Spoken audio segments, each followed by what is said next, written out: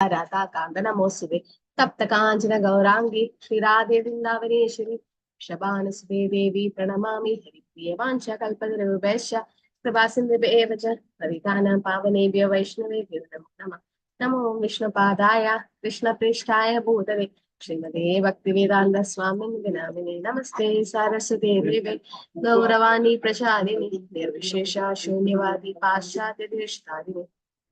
जय श्री कृष्ण चैतन्य प्रभु नित्यानंद श्री अद्वैत गदाधर श्रीवासादि गौरभक्तवृंद। हरे कृष्ण कृष्ण कृष्ण हरे हरे हरे राम राम राम हरे हरे ഹരേ കൃഷ്ണ. അപ്പൊ കഴിഞ്ഞ ക്ലാസ്സിൽ നമ്മൾ ശുദ്ധ ഭക്തിയുത സേവനത്തിന്റെ 6 ലക്ഷണങ്ങൾ കണ്ടു അല്ലെ. ഏതൊക്കെയാണ്? ആർക്കും അൺമ്യൂട്ട് ചെയ്തിട്ട് പറയാം. ഏതാ മാതാജി? ക്ലേശാഗ്നി. Very good.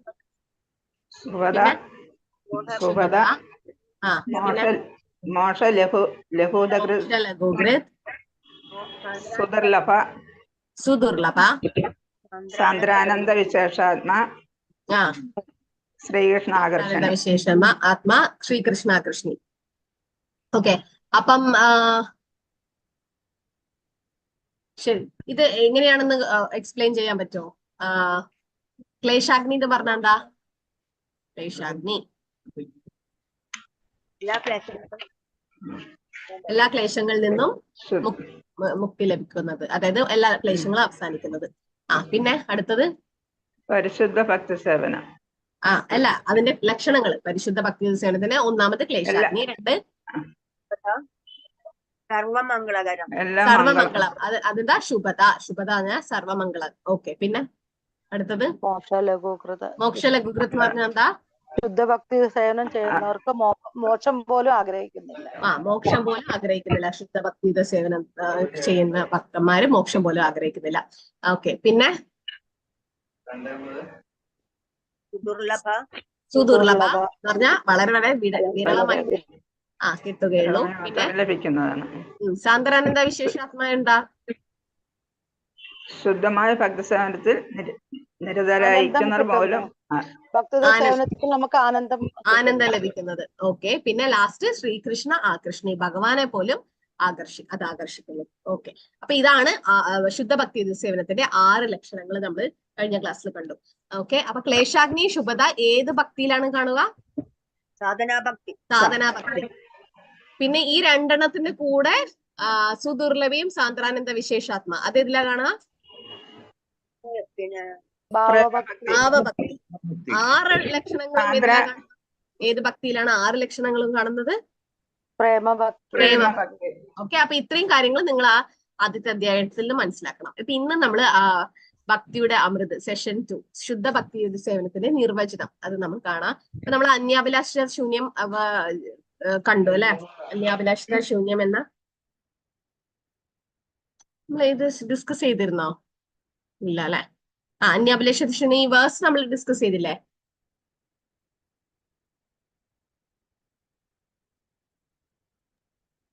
സ്വരൂപ ലക്ഷണം ഇത് നമ്മൾ ചെയ്യണത്രേ. അനുകൂലന അല്ലെ. പിന്നെ നമുക്ക് ഇത് പഠിക്കാം. അപ്പൊ ഈ ശ്ലോകം ആർക്കാണ് ചൊല്ലേണ്ടത്?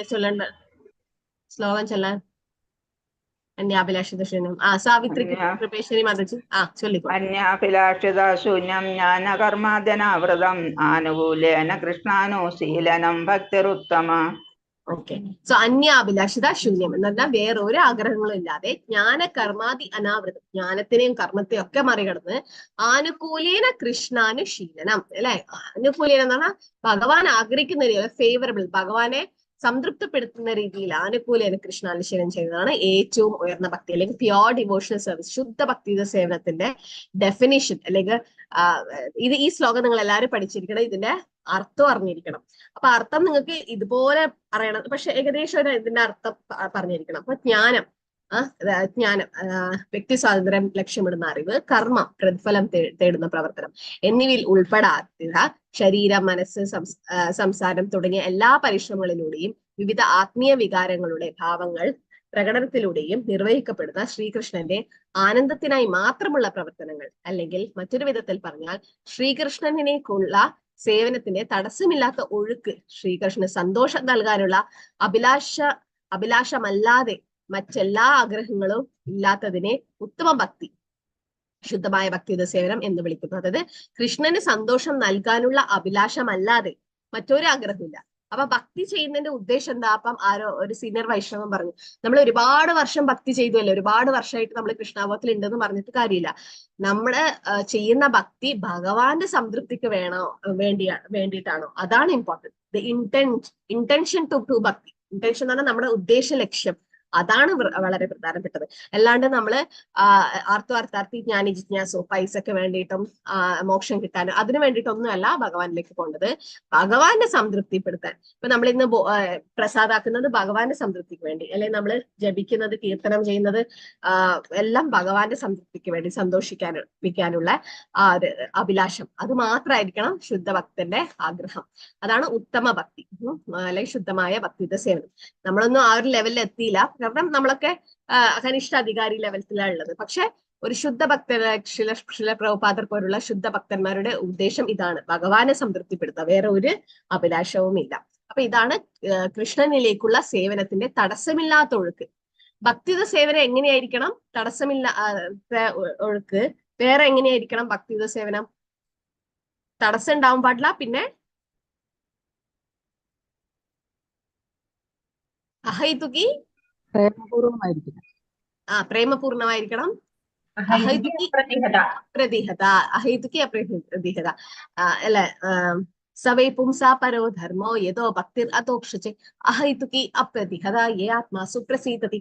അഹൈതുകി അപ്രതിഹത, ഒരു ഉദ്ദേശവും അതിന്റെ പിന്നിൽ ഉണ്ടാകാൻ പാടില്ല, ഒരു തടസ്സവും ഇല്ലാത്ത ഭക്തി.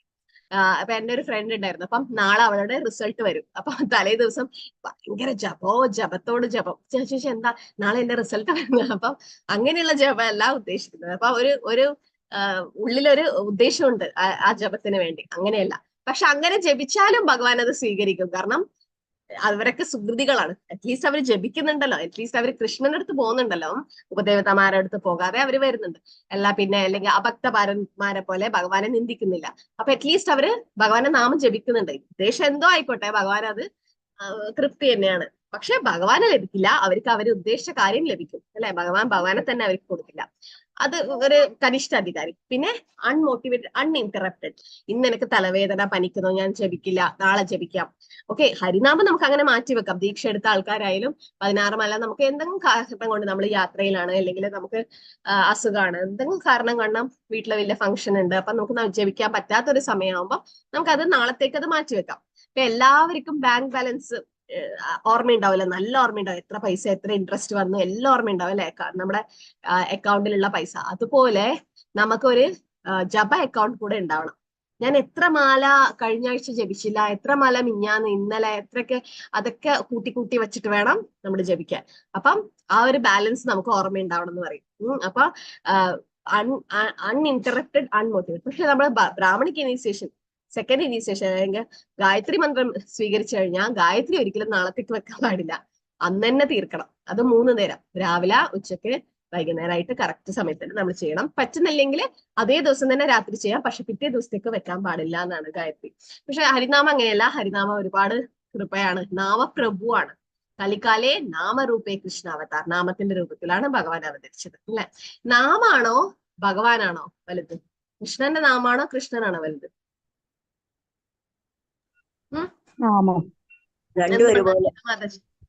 രണ്ടും ഒരുപോലെ എന്ന് പറയുന്നത്. പക്ഷെ നാമാണ് കറക്റ്റ്. ഗീത മാതാജി പറഞ്ഞ കറക്റ്റ്. എന്തുകൊണ്ടാ? നാമം ജപിക്കുന്നവർക്ക് ഭഗവാൻ അവരുടെ മനസ്സിലുണ്ട്, അവരെ കയ്യിലാണ് ഭഗവാൻ.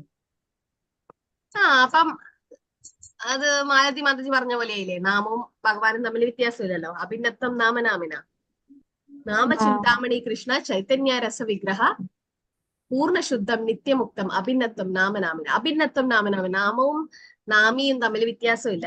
അപ്പൊ പക്ഷെ മാതാജി പറഞ്ഞു നോക്കിയ നാമി അല്ലെങ്കിൽ നാമത്തിനാണ് ശക്തി എന്ന്. അതിന് കാരണം ശരി. അപ്പൊ സേതുബന്ധനം തീർത്തപ്പം ഹനുമാനും വാനരന്മാരും ആ കല്ലിൽ എന്താണ് എഴുതിയത്? എന്തുകൊണ്ടാ കല്ല് അങ്ങനെ ഉയർന്നു കിടന്നത് വെള്ളത്തില്? രാമന്റെ രാമന്റെ നാമം. അപ്പം രാമന്റെ നാമം എഴുതിയ ആ കല്ലിന് ഉയർന്നു കിടക്കാൻ പറ്റി. പക്ഷെ രാമചന്ദ്രമൂർത്തി പോയിട്ട് ഒരു കല്ലെടുത്തിട്ടപ്പോ അതിങ്ങനെ മുങ്ങിപ്പോയി അല്ലെ. അപ്പൊ ഹനുമാൻ അവിടെ പറയുന്നുണ്ട് രാമന്റെ നാമത്തിന്റെ പ്രാധാന്യം. ഓക്കെ, അത് നമുക്ക് ഒരു ജസ്റ്റ് ഒരു ഉദാഹരണം.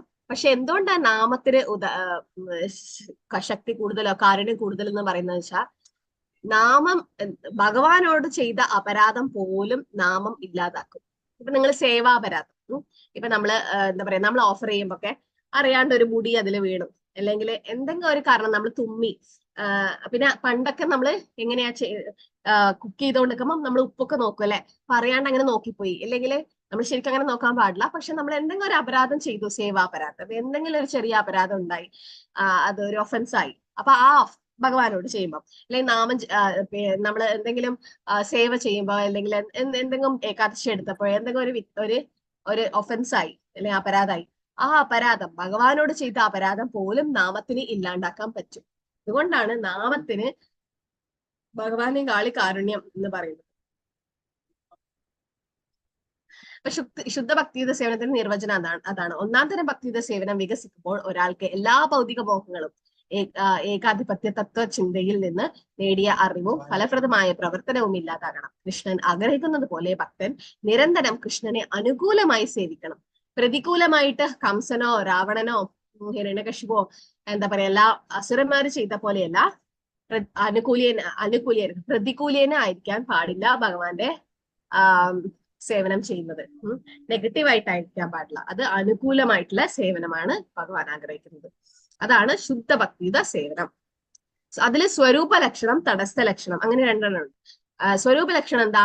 അനുകൂലേന കൃഷ്ണാനുശീലനം. തടസ്ഥ ലക്ഷണം അന്യാഭിലാഷിത ശൂന്യം, ജ്ഞാനകർമ്മ ജസ്റ്റ് മനസ്സിലാക്കിയാൽ മതി. സ്വരൂപ ലക്ഷണം, തടസ്ഥ ലക്ഷണം. ഓക്കെ, ഈ ശ്ലോകം പ്രധാനപ്പെട്ടതാണ്, അതിന്റെ വിവർത്തനം അറിഞ്ഞിരിക്കണം.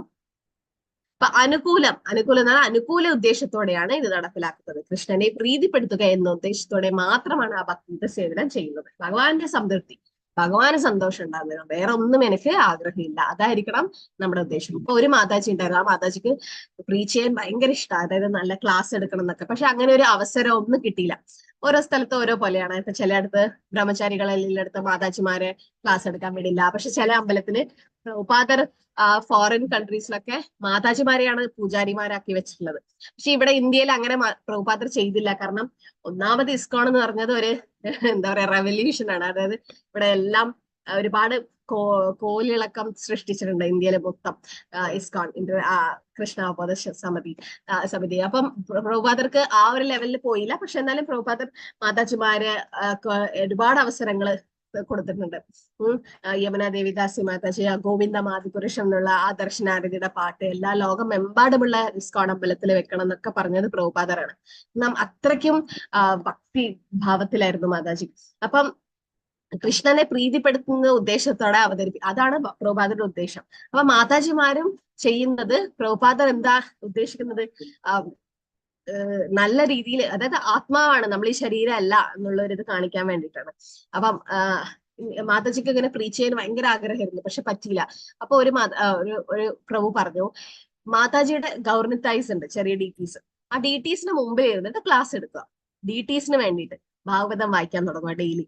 അങ്ങനെ മാതാജി ഡെയിലി പ്രഭുപാദർക്ക് പ്രാർത്ഥിച്ച് ഭാഗവതം തുറന്നു വെച്ച് മാതാജിയുടെ ഡീറ്റീസ് വിഗ്രഹത്തിന് വേണ്ടിയിട്ട് പ്രീച്ച് ചെയ്യാൻ തുടങ്ങി, അതായത് ക്ലാസ് എടുക്കാൻ തുടങ്ങി. അങ്ങനെ ക്ലാസ് എടുത്ത് അങ്ങനെയാണ് തുടങ്ങിയത്. പക്ഷെ പിന്നീട് മാതാജിക്ക് നല്ല കുറെ ഓപ്പർച്യൂണിറ്റീസ് കിട്ടി, കുറെ പ്രീച്ച് ചെയ്യാൻ പറ്റി. അപ്പം ഭഗവാനെ പ്രീതിപ്പെടുത്താനുള്ള രീതിയിലാണ് മാതാജി ആദ്യം ക്ലാസ് എടുക്കാൻ തുടങ്ങിയത്. അപ്പൊ ഭഗവാൻ അതിന് ഫലം കൊടുത്തു.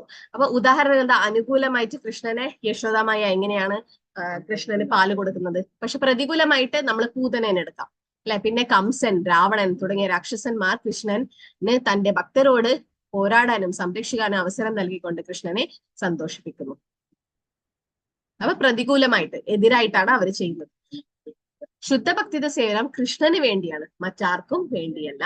ശുദ്ധമായ ഭക്തിയുടെ സേവനത്തിന്റെ ആദ്യത്തെയും പ്രധാനപ്പെട്ടതുമായ സവിശേഷത അത് കൃഷ്ണന് വേണ്ടിയാണ്, മറ്റാർക്കും വേണ്ടിയല്ല എന്നതാണ്.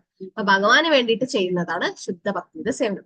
കൃഷ്ണൻ എന്ന അർത്ഥം കൃഷ്ണനും അവിടുത്തെ വ്യക്തിഗത വികാസങ്ങളും, അതായത് ഭഗവാന്റെ അസോസിയേറ്റ്സ് ഉണ്ടാവും. അതിനാൽ കൃഷ്ണൻ അത്തരം എല്ലാ വിപുലീകരണങ്ങളും അവിടുത്തെ ശുദ്ധ ഭക്തരും ഉൾപ്പെടുന്നു. ഭഗവാൻ എന്ന് പറഞ്ഞാൽ ഇപ്പൊ രാജാവ് ഒറ്റക്ക് എവിടെയും പോകില്ല അല്ലെ, മന്ത്രിമാരോ പ്രജകളൊക്കെ ഉണ്ടാവും കൂടെ. അതുപോലെ ഭഗവാൻ ഒരിക്കലും ഒറ്റക്ക് വരില്ല, എപ്പോഴും ഭക്തന്മാരും ഭഗവാന്റെ വിസ്തരണങ്ങൾ എല്ലാവരും ഉണ്ടാവും. അപ്പൊ എല്ലാവരെയും സേവിക്കുക എന്നാണ് അർത്ഥം. നമുക്ക് കൃഷ്ണനെ നേരിട്ട് സേവിക്കാനും സ്നേഹിക്കാനും സേവിക്കാനും അല്ലെങ്കിൽ കൃഷ്ണനുമായി വ്യക്തിമായ ബന്ധപ്പെടാനും വസ്തുക്കളെയും വ്യക്തികളെയും സ്നേഹിക്കാനും സേവിക്കാനും കഴിയും. അപ്പം നേരിട്ട് കഴിയുന്നില്ലെങ്കിൽ ഭഗവാന്റെ ഭക്തന്മാരിലൂടെ നമുക്കത് ചെയ്യാൻ പറ്റും. അനുശീലനം, അനു എന്ന് പറഞ്ഞാൽ എന്താ? നിരന്തരം പിന്തുടരുക. ശീലനം, പെരുമാറ്റം. നമ്മുടെ ഈ ഇസ്കോണിലെ ആൾക്കാരെ എന്താ വിളിക്കാറ്? അനു എന്ന് പറഞ്ഞ വാക്കുകള് ആർക്കും അറിയോ? റൂപാനുഗാസ്. എന്താ റൂപാനുഗാസിന്റെ അർത്ഥം? ആരെ പിന്തുടരുന്നു? രൂപഗോസ്വാമി. അപ്പൊ രൂപഗോസ്വാമിയെ പിന്തുടരുന്നവർ എന്നാണ് റൂപാനുഗാസ് എന്നാണ് നമ്മുടെ കൃഷ്ണബോധ സമിതിയിലുള്ള ആൾക്കാരെ പറയുന്നത്. കാരണം നമ്മള് രൂപഗോസ്വാമിയുടെ ബുക്സുകളാണ്, ഗ്രന്ഥങ്ങളാണ് പഠിക്കുന്നത്. രൂപഗോസ്വാമി പറഞ്ഞു തന്നത് പോലെയാണ് പ്രഭുപാദർ നമുക്ക് ഇസ്കോണിലെല്ലാം ചെയ്തു തന്നത്. അപ്പൊ ശുദ്ധമായ ഭക്തി നിഷ്ക്രിയമല്ല, പക്ഷെ അത് സജീവമായ ഇടപെടലാണ്. നാം കൃഷ്ണനെ സ്നേഹിക്കുന്നുവെങ്കിൽ കൃഷ്ണനെ പ്രസാദിപ്പിക്കാൻ ഞങ്ങൾ പരമാവധി ശ്രമിക്കും അല്ലെ. ഇപ്പം ഞാൻ ഉദാഹരണം പറഞ്ഞു അല്ലെ, ഒരു അമ്മ കുട്ടീനോട് എനിക്ക് ഇതിനെ ഇഷ്ടമാണെന്ന് പറയല്ല വേണ്ടത്. അമ്മ കുട്ടിക്ക് വേണ്ടുന്ന ഭക്ഷണം ഉണ്ടാക്കണം, കുട്ടീനെ വേണ്ടുന്ന സേവക്ക്. അപ്പൊ സേവയാണ് ഇമ്പോർട്ടന്റ്. അപ്പൊ അവിടെ സ്നേഹവും വേണം. സ്നേഹം ഉണ്ടെങ്കിൽ മാത്രമേ സേവ ഉണ്ടാവൂ. അപ്പൊ പണ്ട് കാലത്തൊക്കെ എന്താ പറയാ, ശൈശവ വിവാഹം അല്ലെ, ചൈൽഡ് മാരേജ് ഒക്കെ നടത്തും. അപ്പൊ ഇങ്ങനെ അവർ കളിക്കുന്ന പ്രായമാണ്, അവർക്ക് കല്യാണമാണെന്ന് പോലും അറിയില്ല. പക്ഷെ രണ്ട് കുടുംബക്കാരെ കൂടെ വന്നിട്ട് അവിടെ കല്യാണം നടത്തും. പക്ഷെ പിന്നീട് പെൺകുട്ടി പെൺകുട്ടിയുടെ വീട്ടിലും ആൺകുട്ടി ആൺകുട്ടിയുടെ വീട്ടിൽ പോകും. കാരണം അവർക്ക് പഠിക്കാനുണ്ട്, അതൊക്കെ ചെയ്യും. പിന്നെ ആഴ്ചക്ക് അവര് വരും, അങ്ങോട്ടും ഇങ്ങോട്ടും കാണും. അന്നേരം ആദ്യമൊന്നും ഇഷ്ടമല്ല ചെക്കനും പെണ്ണിനും. അങ്ങനെ അവർക്ക് അറിയില്ല കല്യാണം എന്താണെന്നൊന്നും. അവര് പ്രായപൂർത്തിയായിട്ടില്ല. പക്ഷെ പിന്നീട് ഫ്രണ്ട്സ് ആവും, പിന്നെ ഒരുമിച്ച് കളിക്കാൻ തുടങ്ങും. പിന്നെ പ്രായപൂർത്തിയായി കഴിഞ്ഞാൽ അവിടെ ഒരു ഇഷ്ടം വരും, സ്നേഹം വരും. പിന്നീട് കല്യാണം ശരിയായില്ല, കല്യാണ ചടങ്ങ് പോലെ നടത്തിയിട്ട് പെൺകുട്ടി ആൺകുട്ടിയുടെ വീട്ടിൽ പോകും. അപ്പൊ ആദ്യം എന്താ, സേവയിലൂടെ മെല്ലെ മെല്ലെ ആ പെൺകുട്ടിയുടെ വീട്ടുകാര് ആൺകുട്ടിക്ക് വേണ്ടുന്ന സേവ അവളെ കൊണ്ട് ചെയ്യിപ്പിക്കും. ഇപ്പം എന്താ ഭക്ഷണം വിളമ്പി കൊടുക്കാനൊക്കെ പറഞ്ഞു. അപ്പൊ അങ്ങനെ സേവയിലൂടെയാണ് സ്നേഹം ഉണ്ടാവുന്നത് അല്ലെ. പെട്ടെന്ന് സ്നേഹം നമുക്ക് ഉണ്ടാവുകയില്ല. ഫസ്റ്റ് നമ്മൾ സേവയിലൂടെ ചെയ്തിട്ട്, സേവൻ ബുക്കേഹി ജിഹ്വാദോ, സേവ ചെയ്തുകൊണ്ടിരിക്കുമ്പോൾ ആ സ്നേഹം നമുക്ക് വരും ഭഗവാനോട്. അപ്പം ഭക്തി എന്ന് പറഞ്ഞത് ഭക്തിയുടെ സേവനങ്ങളാണ്. രണ്ട് വശങ്ങളുണ്ട്, പ്രവൃത്തി നിവൃത്തി മാർഗം. പ്രവൃത്തി മാർഗം എന്ന് പറഞ്ഞാൽ കൃഷ്ണാവബോധത്തിന് അനുകൂലമായ പ്രവർത്തനങ്ങൾ ചെയ്യുക, അതാണ് ആ കർമ്മമായിട്ട് അനുകൂലമായിട്ട് പ്രവർത്തനങ്ങൾ. നിവൃത്തി എന്ന് പറഞ്ഞാൽ കൃഷ്ണാവബോധത്തിന് പ്രതികൂലമായ പ്രവർത്തനങ്ങൾ ഒഴിവാക്കുക. പ്രവൃത്തി നിവൃത്തി വേറൊരു അർത്ഥത്തിലും വരും. പ്രവൃത്തി എന്ന് പറഞ്ഞാൽ കർമ്മം ചെയ്യുന്നതും, നിവൃത്തി എന്ന് പറഞ്ഞാൽ മോക്ഷം ലഭിക്കുന്ന കാര്യങ്ങളും. ഓക്കെ, അപ്പൊ ഇതുമായി ബന്ധപ്പെട്ട് ശ്രീ രൂപ ഗോസ്വാമി ഉപയോഗിച്ച പ്രത്യേക പദം അനുശീലനം, അല്ലെങ്കിൽ മുൻഗാമിയായ ആചാര്യരെ പിന്തുടരുക. മഹാജന ഗതസ്യ പന്ഥ എന്ന് പറഞ്ഞാൽ മഹാജന്മാരുടെ കാലടികൾ പിന്തുടരുക എന്നർത്ഥം. അങ്ങനെയാണ് ഭക്തി വളർത്തിയെടുക്കുക. ഭക്തി വളർത്തിയെടുക്കുക എന്ന് പറയുമ്പോൾ തന്നെ നാം പ്രവർത്തനത്തെ സൂചിപ്പിക്കണം. പ്രവർത്തനമില്ലാതെ ബോധം മാത്രം നമ്മെ സഹായിക്കയില്ല. അപ്പൊ പ്രവർത്തനമാണ് ഇമ്പോർട്ടന്റ് അല്ലെ നമ്മുടെ, അതായത് ഭക്തിയുടെ സേവനം. അല്ലാണ്ട് ഒരു ബോധം മാത്രമല്ല നമ്മളെ സഹായിക്കുന്നത്, നമുക്ക് ആ പ്രവർത്തനം ഉണ്ടായിരിക്കണം എന്നാണ് രൂപ ഗോസ്വാമി പറയുന്നത്. ഒരു ഇടവേളയും കൂടാതെ ഭഗവാന്റെ സേവനത്തിൽ ഏർപ്പെടണം എന്ന വാക്കാണ് സൂചിപ്പിക്കുന്നത്. ചിലപ്പോൾ നമ്മൾ പറയും റിട്ടയർ ആയിട്ട് ഭക്തി ചെയ്യാം, അങ്ങനെയൊക്കെ ചില ആൾക്കാർ പറയും. അപ്പൊ കർമ്മം ചെയ്യുമ്പോൾ ഒരു റിട്ടയർമെന്റ് ഏജ് ഉണ്ട് എല്ലാവർക്കും അല്ലെ. ഒരു വയസ്സ് കഴിഞ്ഞു കഴിഞ്ഞാൽ റിട്ടയർമെന്റ് ആയി. പക്ഷെ ഭക്തിയുടെ സേവനത്തിൽ റിട്ടയർമെന്റ് ഉണ്ടോ? ഇല്ല. മരിച്ചു കഴിഞ്ഞാല് ഒന്നിക്ക് അടുത്ത പുനർജന്മം, അടുത്ത ജന്മത്തിൽ ഭക്തി വീണ്ടും ആരംഭിക്കണം. ഇല്ല മോക്ഷം കിട്ടിക്കഴിഞ്ഞ് ഭഗവാന്റെ ധാമ പോയാലോ, അവിടെയും ഭക്തിയുടെ സേവനം തന്നെയാ ചെയ്യുന്നത്. നമ്മൾ ഇവിടെ ജപിക്കുന്നത് എന്തിനാ? അവിടെ പോയിട്ട് കൂടുതൽ ജപിക്കാൻ വേണ്ടി, അല്ലെങ്കിൽ കൂടുതൽ ഭക്തിയുടെ സേവ ചെയ്യാൻ വേണ്ടിയിട്ടാണ് നമ്മൾ ഇവിടെ പ്രാക്ടീസ് ചെയ്യുന്നത്. അപ്പൊ ഭക്തിയുടെ സേവനത്തിൽ റിട്ടയർമെന്റ് ഇല്ല. ഭക്തൻ 100% എല്ലായ്പ്പോഴും സേവനത്തിൽ ഏർപ്പെട്ടിരിക്കണം. ഭക്തിയുടെ സേവനത്തിന്റെ അത്തരം പുരോഗതിക്ക് ഒരു തടസ്സവും ഉണ്ടാകാൻ പാടില്ല. അപ്പം തടസ്സം ഉണ്ടാവാൻ പാടില്ല എന്ന് പറയുന്നത് ഭക്തി സേവനത്തിൽ. അത് അഹേതുകി അപ്രതിഹിത, അതാണ് ഒന്നാം തരം ഭക്തി. തടസ്സം ഉണ്ടാവുന്ന ഭക്തി ഒരിക്കലും, ഇപ്പൊ നമ്മൾ കണ്ടിട്ടുണ്ടാവും ഒരുപാട് പേര് കൃഷ്ണാപത്തിൽ വരും പക്ഷെ വീണു പോകും. 16 മാല ജപിക്കുന്ന ആൾക്കാർ വരെ പിന്നീട് പല കാരണം കൊണ്ട് അല്ലെ ഇന്ന് ഇല്ലാണ്ടാകും. അപ്പം അത് ഒന്നിക്ക് മായ, ഡെഫിനറ്റ്ലി എന്തായാലും മായ നമ്മൾ ടെസ്റ്റ് ചെയ്യുകയാണ്. പക്ഷെ അത് നമ്മൾ ഓവർകം ചെയ്ത് വരണം, അത് ക്രോസ് ചെയ്ത് വരണം. അപ്പം 16 മാല ജപിച്ചിട്ട് അവിടുന്ന് താഴേക്ക് വീണ് പോവുക ചെയ്യുന്നത് വളരെ അൺഫോർച്ചുനേറ്റ് ആണ് അല്ലെ. പക്ഷെ നമുക്ക് ഭക്തന്മാരുടെ അസോസിയേഷൻ ഒക്കെ ഉണ്ടായാൽ നമുക്ക് ആ ഭക്തനെ ഉയർത്തി കൊണ്ടുവരാൻ പറ്റും. അനുകൂലേന കൃഷ്ണനിൽ അതിൽ നിന്ന് സന്തോഷം ലഭിക്കുന്നു. കൃഷ്ണന് വേണ്ടിയിട്ടാണ് ചെയ്യുന്നത്, അതുകൊണ്ടുള്ള സന്തോഷം. കൃഷ്ണനോടുള്ള ഭക്തന്റെ മനോഭാവം അനുകൂലമായിരിക്കണം. കൃഷ്ണനും വിവിധ വിപുലീകരണങ്ങളും, അതായത് കൃഷ്ണന്റെ വ്യക്തിഗത സാമഗ്രികളും കൃഷ്ണൻ പരിശുദ്ധ ഭക്തര് എല്ലാവരാണ്. ഭഗവാൻ എന്ന് പറഞ്ഞത് ഭഗവാന്റെ അസോസിയേറ്റ്സ് എല്ലാവരും ഉണ്ട്. അനുശീലനം എന്ന് പറഞ്ഞാൽ സ്ഥിരമായിട്ടുള്ള പ്രവർത്തനം. മുൻഗാമിയായ ആചാര്യന്മാരെ പിന്തുടരുക, അതാണ് പ്രധാനപ്പെട്ട. മഹാജനേത ഗതസിപ വളരെ ഇമ്പോർട്ടന്റ് ആണ് നമ്മുടെ ആചാര്യന്മാരെ. നമുക്ക് ആചാര്യനായിട്ട് ആരാളുള്ളത്? ശ്രീല പ്രഭുപാദ്. ഇപ്പൊ പ്രഭുപാദർ പറഞ്ഞതാണ് 16 മാല ജപിക്കാനും 4 യമനിയമങ്ങൾ പാലിക്കാനും. നമ്മളത് ചെയ്തു കഴിഞ്ഞാൽ നമുക്ക് പ്രഭുപാദർ പറഞ്ഞ രീതിയിലുള്ള ആ ഭക്തിയുത സേവനത്തിന്റെ ലക്ഷ്യമായ പ്രേമഭക്തി ലഭിക്കും. തടസ്ഥ ലക്ഷണങ്ങൾ, അത് അന്യാഭിലാഷിത ശൂന്യം. ശുദ്ധമായ ഭക്തിയുത സേവനം എല്ലാ ഗൂഢലക്ഷണങ്ങളിൽ നിന്നും മുക്തമാണ്. ഏക ലക്ഷ്യം കൃഷ്ണനെ പ്രീതിപ്പെടുത്തുക എന്നതായിരിക്കണം. അപ്പൊ ആദ്യം നമ്മള് ചാതുർവിധ ഭജന്തേ മാം ജന സുകൃതിരോർജന ആർത്തോ ജിജ്ഞാസുരർഷപ 4 തരം ആൾക്കാര്. ഇപ്പം ഒരുപാട് പേര് അല്ലെ കൊറോണ സമയത്താണ് കൃഷ്ണാബോധത്തിൽ വന്നത്. എന്തുകൊണ്ടാ? ആ സമയത്ത് ഒരുപാട് ആൾക്ക് ബുദ്ധിമുട്ടുണ്ടായിരുന്നു. ജോലി നഷ്ടപ്പെട്ടു, കുറെ പേര് മരിച്ചു, പിന്നെ ഒരുപാട് കാരണങ്ങൾ, അസുഖങ്ങള്, അത് ഇത്. അപ്പൊ ആ ഒരു വിഷമിക്കുന്ന സമയത്ത് നമ്മള് ഒരു ആശ്വാസം കിട്ടാൻ വേണ്ടി കൃഷ്ണാബോധത്തിലേക്ക് വന്നു, അല്ലെങ്കിൽ ഭഗവാന്റെ ഭഗവത്ഗീത ഒക്കെ കേൾക്കാൻ വന്നു. ഇപ്പൊ എത്രയോ മുൻജന്മ സുഹൃതം കാരണം നമ്മൾ, അല്ലെങ്കിൽ ഭക്തന്മാരുടെ കാരുണ്യം കൊണ്ട് നമ്മൾ ഇവിടെ ഉണ്ട്. ആദ്യത്തെ ലക്ഷ്യം, ആദ്യം നമ്മൾ വന്നത് ഉദ്ദേശം വേറെ ആയിരിക്കും, അല്ലെങ്കിൽ എന്തെങ്കിലും ജോലി വേണം, അല്ലെങ്കിൽ പൈസ വേണം, അതിനൊക്കെ വേണ്ടിയിട്ടായിരിക്കും വന്നത്. പക്ഷെ പിന്നീട് അത് നമ്മുടെ കൃഷ്ണാബോധത്തിൽ ഉയർന്നു വരുമ്പം നമുക്ക് മനസ്സിലാവുക ഇതൊന്നും അല്ല വേണ്ടത്. ഭഗവാൻ എന്തായാലും അതൊക്കെ തരും. നമ്മള് ഭഗവാനെ സംതൃപ്തിപ്പെടുത്താനാണ് നോക്കുന്നത്. പ്രഹ്ലാദ് മഹാരാജിന്റെ പ്രാർത്ഥനകളിൽ പറയുന്നു, പ്രഹ്ലാദ് മഹാരാജ് പറഞ്ഞു, എന്റെ പ്രിയപ്പെട്ട പ്രഭു, പരമോന്നത ഭഗവാനെ, ഞാൻ ഒരു നിരീശ്വര കുടുംബത്തിൽ ജനിച്ചതിനാൽ സ്വാഭാവികമായും ഭൗതിക ആസ്വാദത്തോട് ഞാൻ ബന്ധപ്പെട്ടിരിക്കുന്നു. അതിനാൽ ദയവായി ഈ മിഥ്യാധാരണകൾ ഉപയോഗിച്ച് എന്നെ പ്രലോഭിപ്പിക്കരുത്. ഭൗതിക സാഹചര്യങ്ങളെ ഞാൻ വളരെയധികം ഭയപ്പെടുന്നു. ഭൗതിക ജീവിതത്തിൽ നിന്ന് സ്വതന്ത്രനാകാൻ ഞാൻ ആഗ്രഹിക്കുന്നു. ഇക്കാരണത്താലാണ് ഞാൻ അങ്ങയുടെ പാദകമലങ്ങളിൽ അഭയം പ്രാപിച്ചത്. ധ്രുവ മഹാരാജ് ഇങ്ങനെ തന്നെ പ്രാർത്ഥിച്ചത്. ഭഗവാനെ കണ്ടപ്പോ ധ്രുവ മഹാരാജ് എന്താ പറഞ്ഞത്? എന്ത് വരമാണ് വേണ്ടെന്ന് ചോദിച്ചപ്പോ എന്താ പറഞ്ഞത്?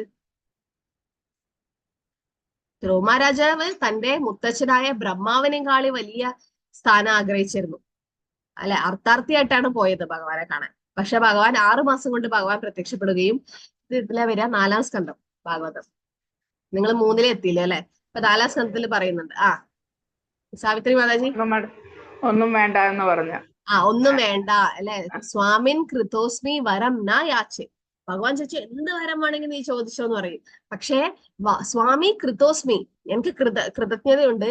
വരം ന യാച്ചെ, എനിക്ക് വരം ഒന്നും വേണ്ട, എനിക്കുള്ള ഭൗതിക ആഗ്രഹങ്ങൾ ഇല്ലാതാക്കി തന്നാൽ മാത്രം മതി എന്നാണ് പിന്നീട് പറഞ്ഞത്. എന്നിട്ട് ധ്രുവ മഹാരാജ് തന്നെ പറയുന്നുള്ളൂ, ഞാൻ എത്ര വിഡ്ഢിയാണ്. ഭഗവാൻ പരമാൻ ദിവ്യോത്തമ പുരുഷനായ ഭഗവാൻ വന്നിട്ട് ഞാൻ സിംഹാസനാണോ ആഗ്രഹിക്കുന്നത്? ഒരു പൊട്ടിയ കുപ്പിക്കഷ്ണമാണ് ഞാൻ ചോദിക്കാൻ വന്നത്, പക്ഷെ എനിക്കൊരു രത്നം തന്നെ കിട്ടി. അതായത് ഭഗവാൻ അനുഗ്രഹിച്ചു ധ്രുവ മഹാരാജന്.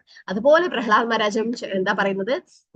ഈ ഭൗതിക ആഗ്രഹങ്ങള് അല്ലെങ്കിൽ അതൊന്നും എനിക്ക് വേണ്ട, ഇതിനെ ഞാൻ ഭയപ്പെടുന്നു, മായയെ ഭയപ്പെടുന്നു. ശുകദേവ് ഗോസ്വാമി എന്തിനു വേണ്ടിയിട്ടാ കാട്ടിലേക്ക് ഓടിപ്പോയത്? ജനിച്ചപ്പാടും മായയെ ഭയപ്പെട്ടതുകൊണ്ട് അല്ലെ. അതുകൊണ്ടാ 16 വർഷം അമ്മയുടെ ഗർഭപാത്രത്തിൽ തന്നെ നിന്നത്. അപ്പൊ മായയെ എല്ലാവരും ഭയപ്പെടണം, നമ്മളെല്ലാവരും മായയെ ഭയപ്പെടണം. അല്ലാത്ത പക്ഷം എന്റെ ഭഗവാനെ, ലോകത്തിന്റെ പരമോന്നത ഉപദേഷ്ടാവേ, അങ്ങയുടെ ഭക്തനോട് വളരെ ദയാലുവാണ്. ഭക്തന് പ്രയോജനകരമല്ലാത്ത എന്തെങ്കിലും ചെയ്യാൻ അവനെ പ്രേരിപ്പിക്കാൻ നിനക്ക് കഴിയില്ല. മറുവശത്ത് ഭക്തിയുത സേവനത്തിന്റെ പകരമായി എന്തെങ്കിലും ഭൗതിക നേട്ടം ആഗ്രഹിക്കുന്ന ഒരാൾക്ക് അവിടുത്തെ ശുദ്ധ ഭക്തനാകാൻ കഴിയില്ല. തീർച്ചയായും അവൻ കച്ചവടത്തിന് പകരം ലാഭം കൊതിക്കുന്ന ഒരു വ്യാപാരിയെക്കാളും ഉത്തമനല്ല. അപ്പം ഒരു വ്യാപാരി എനിക്ക് ഒരുപാട് ലാഭം വേണം എന്ന് ആഗ്രഹിച്ചു കഴിഞ്ഞാൽ കച്ചവടത്തില് കോൺസെൻട്രേറ്റ് ചെയ്യാൻ പറ്റില്ല. അവൻ എന്തായാലും കുറുക്കു വഴികൾ ചെയ്യും, അല്ലെങ്കിൽ എന്തെങ്കിലും പറ്റിക്കും, എന്തെങ്കിലും ചീറ്റിംഗ് ഒക്കെ ചെയ്യും അല്ലെ. അപ്പൊ അതുപോലെയല്ല പ്രഹ്ലാദ് മഹാരാജാവ് പ്രാർത്ഥിക്കുക. പ്രഹ്ലാദ് മഹാരാജ് ഒരു മഹാജനാണ് അല്ലെ. അപ്പൊ മഹാജന്മാരെ പിന്തുടരുന്നാണ് പറയുന്നത്. ജ്ഞാന കർമാധ്യനാവൃതം എന്ന് പറഞ്ഞാൽ എന്താ? ശുദ്ധഭക്തിയുടെ സേവനം ദർശനികമോ ഫലപ്രദമോ ആയ പ്രവർത്തനങ്ങളിൽ ഉൾപ്പെടുന്നില്ല. ശ്രീല പ്രഭുപാദർ പറയുന്നു, അതിനാൽ ദാർശനിക ഊഹാപോഹങ്ങളുടെ ആത്യന്തിക ലക്ഷ്യം കൃഷ്ണൻ എല്ലാ കാരണങ്ങളുടെയും കാരണം. അതിനാൽ ഒരാൾ ഭഗവാന് കീഴടങ്ങണം എന്ന ധാരണയോടെ ആയിരിക്കണം. സർവകാരണ കാരണം, അതാണ് ഭഗവാൻ, എല്ലാ കാരണത്തിനെയും കാരണം. അതുകൊണ്ട് നമ്മൾ ഭഗവാനിൽ സർവ്വതാവണം. ഈ ആത്യന്തിക ലക്ഷ്യത്തിലെത്തിയാൽ ദാർശനിക പുരോഗതി അനുകൂലമാണ്. പക്ഷേ ദാർശനിക ഊഹാപോഹങ്ങളുടെ നിഗമനം ശൂന്യതയോ വ്യക്തിത്വമില്ലായ്മയോ ആണെങ്കിൽ അത് ഭക്തിയല്ല. ഓക്കെ, സോ ശ്രീല പ്രഭുപാദർ പറയുന്നത് നമ്മൾ ഭക്തിയുടെ സേവനം എങ്ങനെയായിരിക്കണം? ഭഗവാനാണ് എല്ലാ കാരണത്തിനും കാരണം എന്ന് പറഞ്ഞ് ഭഗവാനിൽ ശരണം പ്രാപിക്കണം. ഫലപ്രദമായ പ്രവർത്തനങ്ങൾ കൃഷ്ണനോടുള്ള നമ്മുടെ ഭക്തിയുടെ സേവനത്തിൽ ഉൾക്കൊള്ളുന്നു. അതിനാൽ നാം ജാഗ്രത പാലിക്കണം. ഓക്കെ, നമ്മുടെ ഭക്തിയുടെ സേവനത്തെ ഉൾക്കൊള്ളുന്ന വേദങ്ങളിൽ നൽകിയിരിക്കുന്ന ചില പ്രവർത്തനങ്ങൾ, അറിവിന്റെ ശാഖകൾ, അവയെക്കുറിച്ച് നാം എങ്ങനെ വളരെ ജാഗ്രത പാലിക്കണം എന്നിവ ചർച്ച ചെയ്യുക. എല്ലാവർക്കും ബ്രേക്ക്ഔട്ട് റൂം പോകാൻ അറിയോ? ഞാനൊരു ബ്രേക്ക്ഔട്ട് റൂം ഉണ്ടാക്കിയാല് നിങ്ങളെ സ്ക്രീനിൽ അത് റൂം നമ്പർ 1 ജോയിൻ ചെയ്യണം, 2 ജോയിൻ ചെയ്യണം എന്ന് പറയും. അപ്പൊ നിങ്ങൾ അത് പ്രസ് ചെയ്ത് കഴിഞ്ഞാൽ ഒരു റൂമിലേക്ക് പോകും. ആ റൂമിൽ ഒരു 4-5 ഡിവോട്ടീസ് മാത്രമേ ഉണ്ടാവും. അവിടെ നിങ്ങൾ ഡിസ്കസ് ചെയ്യണം. അത് കഴിഞ്ഞ് റൂം ക്ലോസ് ചെയ്യുമ്പോൾ നിങ്ങൾ ഓട്ടോമാറ്റിക് ആയിട്ട് മെയിൻ റൂമിലേക്ക് വരും. അറിയാത്ത ആരെങ്കിലും ഉണ്ടെങ്കിൽ ഞാൻ ചെയ്യുന്നില്ല, ഇതുവരെ ചെയ്യാത്ത ആണെങ്കിൽ അറിയില്ല മാതാജി. ഹരേകൃഷ്ണ മാതാജി, അറിയില്ല അത് എങ്ങനെയാന്നുള്ളത്. അറിയില്ല മാതാജി, ചെയ്തിട്ടില്ല. രാമചന്ദ്ര പ്രഭു അറിയില്ല. ഓക്കെ, ഞാനിപ്പം നിങ്ങൾ ആരും പ്രസ് ചെയ്യണ്ട, ഞാനിപ്പോ ജസ്റ്റ് ഒരു ഡെമോ ചെയ്യാം. ഒരു 3 റൂം ഇപ്പൊ ഞാൻ ഒരു നിങ്ങളെ സ്ക്രീനിൽ ഒരു റൂമിൽ ജോയിൻ ചെയ്യണം എന്ന് പറഞ്ഞിട്ട് വരും. ജോയിൻ ചെയ്യണ്ട, വന്നോ? എല്ലാരും സ്ക്രീനിൽ വന്നോ? Anuttara Mataji room number 1, Dhanya Mataji room number 1, Anil Prabhu room number 2, അങ്ങനെ സജീവ് പ്രഭു റൂം നമ്പർ 3 വന്നില്ലേ? അപ്പൊ സ്ക്രീനിൽ വന്നു കഴിഞ്ഞാൽ ഇപ്പൊ പ്രസ് ചെയ്യണ്ട, നിങ്ങൾ ആ റൂം നമ്പർ പ്രസ് ചെയ്ത് കഴിഞ്ഞാൽ നിങ്ങൾ ആ റൂമിലേക്ക് പോകും.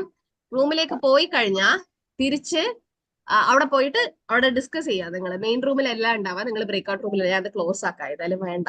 അപ്പൊ അവിടെ പോയിട്ട് നിങ്ങൾ ഡിസ്കസ് ചെയ്യണം. നിങ്ങൾ 4-5 ആൾക്കാരെ ഉണ്ടാവും, ഒരു ചെറിയൊരു ക്ലാസ് റൂം പോലെ. എന്നിട്ട് അവിടെ ഡിസ്കസ് ചെയ്തിട്ട് ഒരു 5-10 മിനിറ്റ് കഴിഞ്ഞാൽ ഞാനത് ക്ലോസ് ചെയ്യുമ്പോൾ തിരിച്ച് നിങ്ങൾ ഓട്ടോമാറ്റിക് ആയിട്ട് ഇവിടത്തേക്ക് മെയിൻ റൂമിലേക്ക് വരും.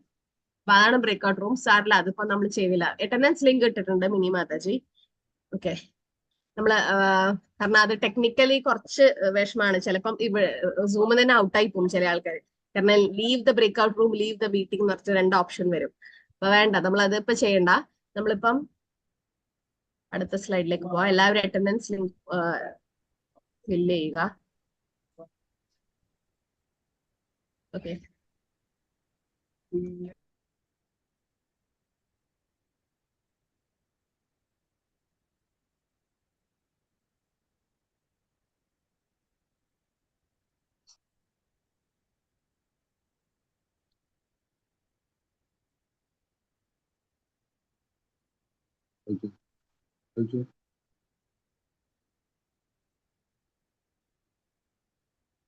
അനാവൃതം. മാനസിക ഊഹാപോഹങ്ങളോ ഭലപ്രദമായ പ്രവർത്തനങ്ങളോ കർമ്മകാണ്ഡം എന്നിവ വെളിപ്പെടുത്തുന്നു. ജ്ഞാനകർമാതി അനാവൃതം. മൂടിയിട്ടില്ല. നിങ്ങൾ കർമ്മത്തെ ഭക്തിയുമായി കൂട്ടിക്കൊഴിച്ചാൽ, ജ്ഞാനത്തെ ഭക്തിയുമായി കൂട്ടിക്കലർത്തിയാൽ, അല്ലെങ്കിൽ യോഗ കലർത്തിയാൽ അത് മലിനമാകും, അത് പരിശുദ്ധമല്ല. അപ്പം കർമ്മമിശ്രിത ഭക്തി അല്ലെങ്കിൽ ജ്ഞാനമിശ്രിത ഭക്തി എന്നൊക്കെ പറയും. അതല്ല ശുദ്ധഭക്തിയുടെ സേവനം. അതായത് വെറും ജ്ഞാനം, ഒരുപാട് അറിവുണ്ട്, പക്ഷെ അത് അറിവ് നേടാനാണ് ഭക്തി ചെയ്യുന്നത്, അങ്ങനെ. അല്ലെങ്കിൽ കർമ്മം ചെയ്തുകൊണ്ട് കർമ്മം അല്ലെങ്കിൽ കർമ്മത്തിൽ ഉയരാൻ വേണ്ടിയിട്ട് ഭക്തി, അങ്ങനെ ഒന്ന് മിക്സ്ഡ് ആയി കഴിഞ്ഞാൽ അത് മലിനമായി തീരും. അത് ശുദ്ധഭക്തിയുടെ സേവനമല്ല. ശുദ്ധമായ ഭക്തിയുടെ സേവന രൂപഗോസ്വാമി പറയുന്നത് അന്യാഭിലാഷിത ശൂന്യം. ഫലപ്രദമായ പ്രവർത്തനങ്ങളോ ദാർശനിക ഊഹാപോഹങ്ങളോ യോഗ, മിസ്റ്റിക് യോഗ, മാന്ത്രികതയോ അല്ല. കൃഷ്ണനെ എങ്ങനെ തൃപ്തിപ്പെടുത്താം, അതാണ് ഭക്തി. ആനുകൂല്യന എന്നാൽ എന്താണ് നല്ലത്, കൃഷ്ണൻ ആഗ്രഹിക്കുന്നത് പോലെ, അതാണ് 1-ാം തരം ഭക്തി. അപ്പൊ ഭക്തിയുടെ സേവനം എന്ന് പറഞ്ഞാല് വേറെ ഒരു ആഗ്രഹം ഇല്ലാതെ ഭഗവാനെ സംതൃപ്തിക്ക് വേണ്ടി മാത്രം ചെയ്യുന്നതായിരിക്കണം.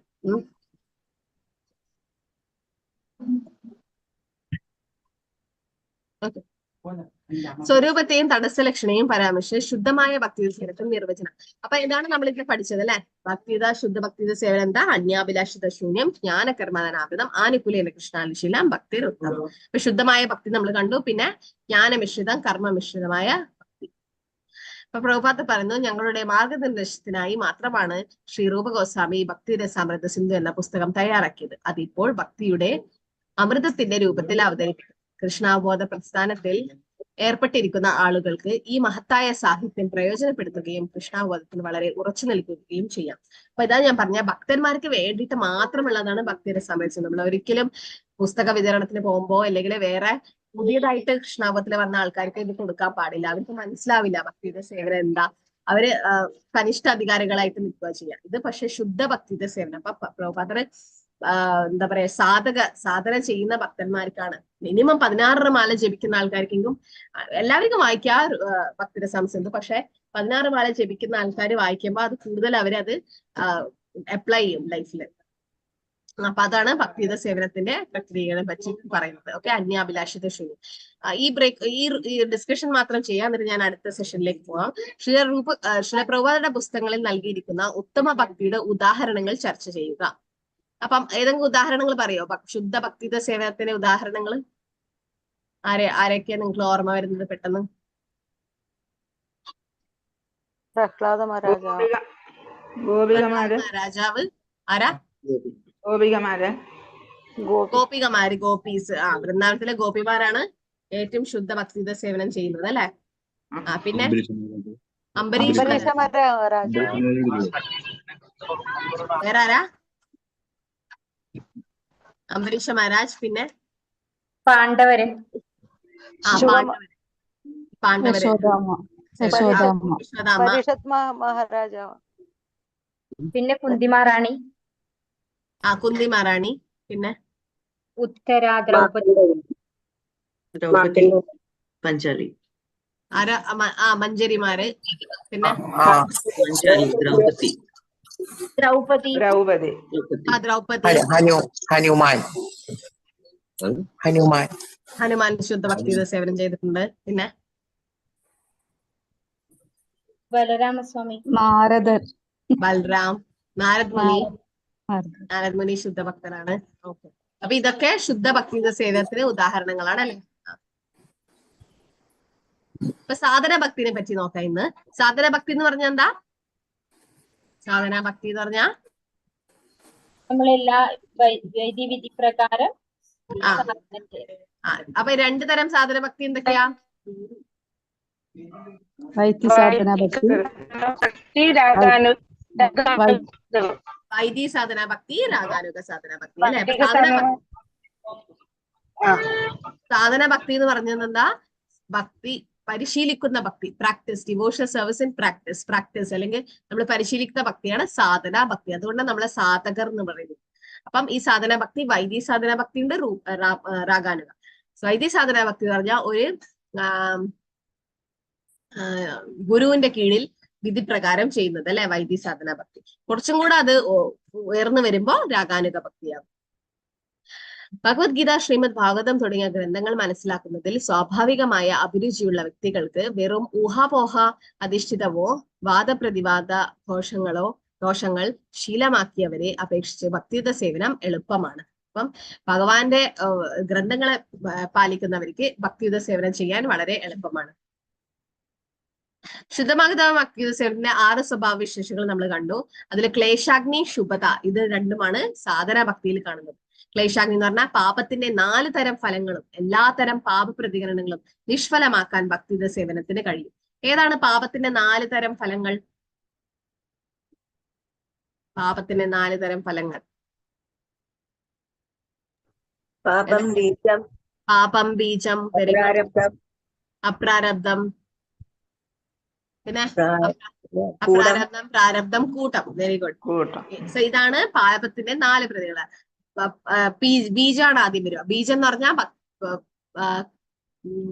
പാപം ചെയ്യാനുള്ള പ്രവണത അല്ലെങ്കിൽ ആഗ്രഹം അല്ലെ. പിന്നെ പാപം, അതായത് പാപം ചെയ്യുന്നത്. പിന്നെ അപ്രാരബ്ധം, പ്രാരബ്ധം. അപ്രാരബ്ധം പറഞ്ഞാൽ അതിന്റെ ഫലം വന്നില്ല. പിന്നെ പ്രാരബ്ധം എന്ന് പറഞ്ഞാൽ അതിന്റെ ഫലം അനുഭവിച്ചുകൊണ്ടിരിക്കുന്നത്. പിന്നെ കൂട്ടം എന്ന് പറഞ്ഞാൽ പാപം ചെയ്യാനുള്ള പ്രവണത, പിന്നെയും പാപം ചെയ്യാനുള്ള പ്രവണത. അപ്പം ഇതാണ് പാപത്തിന്റെ 4 തരം ഫലങ്ങൾ.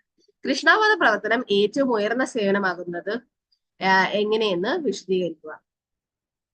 അത് നമുക്ക് പിന്നീട് ഇതിൽ നമുക്കൊരു ഓപ്പൺ ബുക്ക് എക്സാം വരും. അത് ഞാനൊരു 19 അധ്യായം അല്ലേ, അപ്പൊ ഒരു 8ാം അധ്യായം കഴിഞ്ഞിട്ടാകുമ്പോൾ ഒരു ഓപ്പൺ ബുക്ക് നമുക്ക് എഴുതാം.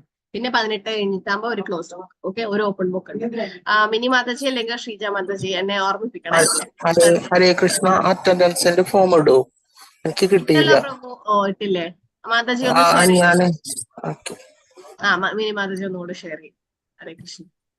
അപ്പം ക്ലേശാഗ്നി ശുഭത, ഈ 2 കാര്യങ്ങൾ സാധന ഭക്തിയിൽ നടക്കും. ക്ലേശാഗ്നി എന്ന് പറഞ്ഞാൽ എല്ലാ പാപങ്ങളും ഇല്ലാതാകും. പിന്നെ ശുഭത, എല്ലാ നല്ല കാര്യങ്ങളും നടക്കാൻ തുടങ്ങും. 3 തരം ഭക്തി. ഇത് നിങ്ങൾക്ക് ഭക്തി ശാസ്ത്രി ക്വസ്റ്റ്യൻ ആണ്, ഇങ്ങനത്തെ ഇതിലൊക്കെ ചോദിക്കും. 3 തരം ഭക്തി ഏതൊക്കെയാ? സാധനാഭക്തി, ഭാവഭക്തി, പ്രേമഭക്തി. സാധനഭക്തി എന്താ? പരിശീലിക്കുന്ന ഭക്തി. ഭാവഭക്തി എന്ന് പറഞ്ഞാൽ ഭഗവാനുമായിട്ടുള്ള ഒരു ഭാവരസത്തിൽ ഉണ്ടാവുന്ന ഭക്തി, എക്സ്റ്റസിയില്. പ്രേമഭക്തി പറഞ്ഞാൽ സ്നേഹത്തോടുള്ള ഭക്തി. ഭക്തി സാധനം ഭാവ പ്രേമ ചെയ്തി ത്രിതോദിത. ഇങ്ങനെയാണ് ഭക്തി 3 തരം: സാധന, ഭാവ, പ്രേമ. സാധന ഭക്തിയാണ് 2 തരം പറഞ്ഞത്. ഓക്കെ, അതിനു മുമ്പ് സാമാന്യ ഭക്തിയുണ്ട്. ഓക്കെ, അപ്പം ആക്ച്വലി സാമാന്യ ഭക്തി എന്ന് പറഞ്ഞാൽ എപ്പോഴെങ്കിലും അമ്പലത്തിലൊക്കെ പോവും, ഇടയ്ക്ക് വിളക്ക് കത്തിക്കും, അങ്ങനെ ഒരുപാട് അങ്ങനെ നാമം ജപിക്കും, അങ്ങനെയൊന്നും ചെയ്യില്ല. അതാണ് സാമാന്യം. സാധന ഭക്തി എന്ന് പറഞ്ഞാൽ ഭക്തി പ്രാക്ടീസ് ചെയ്യുന്ന ആൾക്കാർ മിനിമം ഡെയിലി 16 മാല ജപിക്കുക, അല്ലെങ്കിൽ 1 മാല, 4 മാല, 8 മാല, എത്രയാന്ന് വെച്ചാൽ ഭഗവാന്റെ നാമം ജപിക്കുന്നവരെ സാധന ഭക്തി. ഭാവഭക്തി കുറച്ചും കൂടെ ഉയർന്നിട്ട് പ്രേമഭക്തി. പ്രേമഭക്തിയിൽ എത്തിയ ആൾക്കാർ നാമം ജപിക്കണോ വേണ്ടയോ? പ്രേമഭക്തിയിലുള്ള ഒരു ഭക്തൻ നാമം ജപിക്കണ്ട, അവർക്ക് നിയമങ്ങളൊന്നും അനുസരിക്കണ്ടല്ലോ. വേറെ ആരാ പറയുന്നേ? പ്രേമഭക്തിയിൽ എത്തുന്നവർക്ക് എപ്പോഴും ഭൗതികാഭിലാഷങ്ങളൊന്നും ഇല്ലാതെ അവർ അന്യാഭിലാഷമാണ്. അതുകൊണ്ട് ഭൗതിക മാലിന്യങ്ങളൊന്നും അവരെ തടസ്സപ്പെടുത്തില്ലല്ലോ, ഭൗതിക മാലിന്യം ബാധിക്കില്ലല്ലോ അവരെ. വേറെ ആർക്കും എന്താ ഉത്തരം? പ്രേമഭക്തിയിൽ എത്തുന്നവർക്ക് എപ്പോഴും ഭഗവാൻ ഹൃദയത്തിലാണ്. അപ്പൊ പിന്നെ എപ്പോഴും ഭഗവാനിലാണ്. അവരാ 3 തലങ്ങൾക്ക് അപ്പുറമാണ്. അപ്പൊ പിന്നെ എപ്പോഴും മീൻസ് എല്ലാ ഇതിലും ജപം തന്നെയാണ്. ഇപ്പൊ നമ്മൾക്ക് ഒരാളെ ഏറ്റവും ഇഷ്ടമാണെങ്കിൽ അറിയാതാണെങ്കിലും എല്ലാ ഇന്ദ്രിയങ്ങളും കൊണ്ടാണെങ്കിലും അവരിൽ തന്നെ ആയിരിക്കും. അപ്പൊ പിന്നെ എന്ന് വെച്ച് മായ അവരെ പിടികൂടില്ലാന്നുണ്ടോ? അവര് വ്രജഭൂമിയിലുള്ളവരൊക്കെ എപ്പോഴും കൃഷ്ണനെ തന്നെയല്ല ചിന്തിച്ചുകൊണ്ടിരിക്കുന്നത്. പുറത്തു പോയാലും യാത്രയിലും അവരെ തൊഴുത് നിക്കില്ലേ മാതാജി? വ്രജഭൂമിയിലുള്ള ആൾക്കാരല്ല, ഈ ഭൗതിക ലോകത്തുള്ള പ്രേമഭക്തരോ? അവരെ തൊഴുത് നിക്കില്ലേ മാതാജി? ഓക്കെ, അപ്പം എന്തുകൊണ്ടാ മായ അവരെ തൊഴുതു നിൽക്കുന്നത്? അവരെപ്പോഴും ഭഗവാനെ നാമം ജപിച്ചോണ്ടാ. നിങ്ങള് വൃന്ദാവനത്ത് പോയ ഗോസ്വാമിമാരെ ജപമാല കണ്ടില്ലേ? അവര് ശുദ്ധഭക്തന്മാരല്ല, അവര് മഞ്ജരികളാ. ഭക്തി സിദ്ധാന്ത സരസ്വതി മഞ്ജരിയാ, ഭക്തി വിനോദ ഠാക്കൂർ മഞ്ജരിയാ. അവർക്കൊന്നും ജപമാലയില്ലേ? അപ്പൊ അവരൊക്കെ ശുദ്ധഭക്തനല്ലേ? ശുദ്ധഭക്തിയാരായാലും ഓക്കെ, നിങ്ങൾ പറയുന്ന ശുദ്ധഭക്തര് ഗോലോകത്തുള്ളവര് അല്ലെങ്കിൽ ഗോപിമാര്, അവർക്കൊന്നും ചെയ്യേണ്ട ആവശ്യമില്ല. ഗോപന്മാര് അവരൊക്കെ ഭഗവാന്റെ നിത്യസിദ്ധരാണ്. നിത്യസിദ്ധർ, സാധനാസിദ്ധർ, നിത്യസിദ്ധർ, കൃപാസിദ്ധർ, അങ്ങനെ 3 തരം കാറ്റഗറിയിലുണ്ട്. നിത്യസിദ്ധർ എന്ന് പറഞ്ഞാൽ ഓൾറെഡി ലിബറേറ്റഡ് അവർ ഓൾറെഡി മുക്താത്മാക്കളാണ്. ഇഹര്യസ്യേഹരദാസേ കർമ്മണാമനസാ ഗിരാനിഖിലേഷു അപി അവസ്ഥേഷു ജീവൻ മുക്തസ ഉച്ചത്തെ. അവർ ഓൾറെഡി ലിബറേറ്റഡ്, ജീവൻ മുക്തസ ഉച്ചത. അവരെ കർമ്മണ മനസാ ഗിര, നിങ്ങൾ പറഞ്ഞ പോലെ വ്രജഭൂമിയിൽ എല്ലാവരും എല്ലാ 24 മണിക്കൂറും ഭഗവാനെ പറ്റി ചിന്തിക്കുന്ന. അവർക്ക് ഭഗവാനെ നാമം ജപിക്കേണ്ട ആവശ്യമില്ല, കാരണം അവരെപ്പോഴും ഭഗവാനെ പറ്റി എന്റെ നാമം തന്നെയാണ് ജപിച്ചുകൊണ്ടിരിക്കുന്നത്. കൃഷ്ണൻ എവിടെ പോയി? ഗോപിമാരെന്താ പറയാ, വിരഹത്തിലാ അവരുള്ളത്. കൃഷ്ണൻ എവിടെ പോയി? കൃഷ്ണ കൃഷ്ണ, അവരെപ്പോഴും ഭഗവാന്റെ നാമം തന്നെ ജപിച്ചുകൊണ്ടിരിക്കുന്നത്. പക്ഷെ പ്രേമഭക്തിയിലുള്ള ഭക്തന്മാര്, അതായത് ഗോസ്വാമിമാര് അല്ലെങ്കിൽ അവരൊക്കെ നാമം ജപിക്കുന്നുണ്ട്. ചതുർമുഖ ബ്രഹ്മ പോലെ കൃഷ്ണ കൃഷ്ണ ഹരേ ഹരേ, പഞ്ചമുഖ ശിവ പോലെ രാമ രാമ ഹരേ ഹരേ. പരമശിവൻ പോലും ജപിക്കുന്നുണ്ട് ഭഗവാന്റെ തിരുനാമം, ബ്രഹ്മാവ് ജപിക്കുന്നുണ്ട് ഭഗവാന്റെ തിരുനാമം. അപ്പൊ അവരൊന്നും ഭക്തരല്ലേ? അപ്പം പ്രേമഭക്തിയിൽ എത്തിയാലും ഭക്തിയുത സേവനം ചെയ്യണം. ഭക്തിയുത സേവനം ശരിയാണ്, നിങ്ങൾ പറഞ്ഞ പോലെ അവർ 24 മണിക്കൂറും ഭഗവാനെ പറ്റി ചിന്തിക്കണം. അവർക്ക് മായ അവരെ ടച്ച് ചെയ്യണം. പക്ഷെ പ്രഭുപാദർ പറയുന്നത് മായ വളരെ സ്ട്രോങ് ആണ്. മായ ആരെ വേണമെങ്കിലും എപ്പോ വേണമെങ്കിലും പിടിക്കാം. മായ ശിവദേവനെ പിടിച്ചത് എപ്പോഴാ? മായയിൽ പെട്ടത് എപ്പോഴാ? ആരാ പിന്നിലാ പോയത്? മോഹിനി രൂപം. മോഹിനി മൂർത്തിയില്. ബ്രഹ്മാവോ? അവളുടെ സരസ്വതി ദേവിയുടെ. സരസ്വതി ദേവി. അപ്പം മായ ആരെ വേണമെങ്കിലും പിടിക്കാം. അതുകൊണ്ട് ശിവദേവൻ ആരാ? വൈഷ്ണവാനാം യഥോ ശംഭു. ശിവദേവൻ എന്തുകൊണ്ടാ ഭഗവാന്റെ നാമം ജപിക്കുന്നത്? ശിവദേവൻ തന്നെ പറയുന്നത് ശ്രീരാമ രാമ രാമേതി രമേ രാമ മനോരമേ സഹസ്രനാമ തത്തിൽ ഞാൻ രാമനാമ വരാമേ. ഞാൻ രാമന്റെ നാമം ജപിക്കുന്നതുകൊണ്ടാണ് എനിക്ക് ഇങ്ങനെ ഒരു ശക്തി കിട്ടുന്നതെന്ന് പാർവതി മാതാവിനോട് പരമശിവൻ തന്നെ പറയുന്നുണ്ട്. അതുകൊണ്ട് പ്രേമഭക്തിയിൽ എത്ത ആൾക്കാരും, ശിവദേവൻ കൊട്ടിയൂർ അമ്പലത്തിലെ കഥ അറിയില്ലേ എല്ലാവർക്കും? അറിയാത്ത ആരും കൊണ്ടോ ഭാഗവതം വായിക്കുന്നത്? പൂന്താനം അവിടെ പോയിട്ട് ഭാഗവതം പാരായണം ചെയ്യുന്നതും അല്ല ശിവദേവൻ. അറിയില്ലേ മാതാജി? പറഞ്ഞു തരൂ. അറിയാം. അപ്പം ഒരു കൊട്ടിയൂർ എന്ന് പറഞ്ഞൊരു അമ്പലം ഉണ്ടല്ലോ കേരളത്തില്. അത് വർഷത്തിൽ ഒരു പ്രാവശ്യം തുറക്കും. ആ സമയത്ത് അവിടെ കാട് പിടിച്ച സ്ഥലമാണ്. കുറച്ചു നാള് മാത്രമേ കൊട്ടിയൂർ അമ്പലത്തിൽ അവിടെ തുറക്കുള്ളൂ. പക്ഷെ അവിടെ ആ സമയത്ത് പൂന്താനം തിരുമേനി ഭഗവാന്റെ ശുദ്ധഭക്ത ജ്ഞാനപാനിയൊക്കെ എഴുതി അല്ലെ, അദ്ദേഹം അവിടെ പോയി ഭാഗവതം പാരായണം, സപ്താഹം പാരായണം. അവിടെ ഒരു അധ്യായം 10ാം സ്കന്ധത്തില് രുക്മിണി ദേവി ഭഗവാൻ രുക്മിണി ദേവിയെ കളിയാക്കുന്ന ഒരു രംഗമുണ്ട്. നീ എന്തിനാ എന്നെ വിവാഹം ചെയ്തത് എന്നൊക്കെ പറഞ്ഞ് രുക്മിണി ദേവിയെ വെറുതെങ്കിലും ഒരു തമാശ രീതിയിൽ ഭഗവാൻ കളിയാക്കുന്ന ഒരു ഇതുണ്ട് അധ്യായം. അപ്പൊ അതാണ് പൂന്താനം തിരുമേനി അവിടെ സപ്താഹത്തിന് പാരായണം ചെയ്തുകൊണ്ടിരുന്നത്. അപ്പം ആ ഒരു ബുക്ക് മാർക്ക് ഉണ്ടാവില്ല, നമ്മള് വായിച്ചു കഴിഞ്ഞാൽ ഒരു ബുക്ക് മാർക്ക് വെക്കുമല്ലോ. അപ്പൊ അങ്ങനെ അധ്യായം കഴിഞ്ഞ് ബുക്ക് മാർക്ക് വെച്ച് അടച്ചിട്ട് പോകും. പിറ്റേ ദിവസം വരുമ്പം ആ ബുക്ക് മാർക്ക് പിന്നീടും ഫ്രണ്ടിൽ തന്നെ ഉണ്ടാവും, ആ അധ്യായത്തിന്റെ തുടക്കത്തിൽ. അപ്പൊ പൂന്താനം തിരുമേനിക്ക് വയസ്സായി. അദ്ദേഹം വിചാരിച്ചു ഞാൻ ചിലപ്പോ അത് വായിച്ചില്ലായിരിക്കാം, ഒന്നുകൂടെ വായിക്കാം. കേട്ടോണ്ടിരിക്കുന്ന ഭക്തജനങ്ങൾ വിചാരിച്ചു പൂന്താനം തിരുമേനിക്ക് ഈ അധ്യായം ഇഷ്ടമായത് കൊണ്ടായിരിക്കണം അദ്ദേഹം അത് തന്നെ വായിക്കുന്നത്. അപ്പം 7 ദിവസം സപ്താഹത്തിൽ ഇതന്നെ അദ്ദേഹം വായിച്ചു. 7 ദിവസമല്ല, എത്രയോ ദിവസം ഇതന്നെ വായിച്ചു. അപ്പം സപ്താഹത്തിന്റെ ലാസ്റ്റ് ദിവസമായി, അമ്പലം അടക്കാനായി. ഇനി അമ്പലം 1 വർഷം കഴിഞ്ഞിട്ടേ തുറക്കൂ ആ അമ്പലം. അപ്പം അടച്ചു. അദ്ദേഹം പുറത്ത് വന്ന് നാട്ടിലേക്ക് പോകാൻ തുടങ്ങിയപ്പോഴാണ് അദ്ദേഹം ഓർത്തത്, എന്റെ ഭാഗവതം ഞാൻ അവിടെ അമ്പലത്തിൽ വെച്ച് മറന്നു. അന്നത്തെ കാലത്ത് വേദാബേസ് ഇല്ല, സോഫ്റ്റ് കോപ്പി ഹാർഡ് കോപ്പി ഒന്നുമില്ല, ഒരു ബുക്കേ ഉള്ളൂ. ആ ബുക്കിന് തിരിച്ചു കിട്ടണം. അപ്പൊ തിരിച്ച് അദ്ദേഹം യാത്ര ചെയ്ത് പോകുമ്പോഴേക്കും അമ്പലം അവിടെ അടച്ചു കഴിഞ്ഞു. പക്ഷെ ആരോ ഉള്ളിലിരുന്ന് ഭാഗവതം പാരായണം ചെയ്തുകൊണ്ടിരിക്കുന്നു.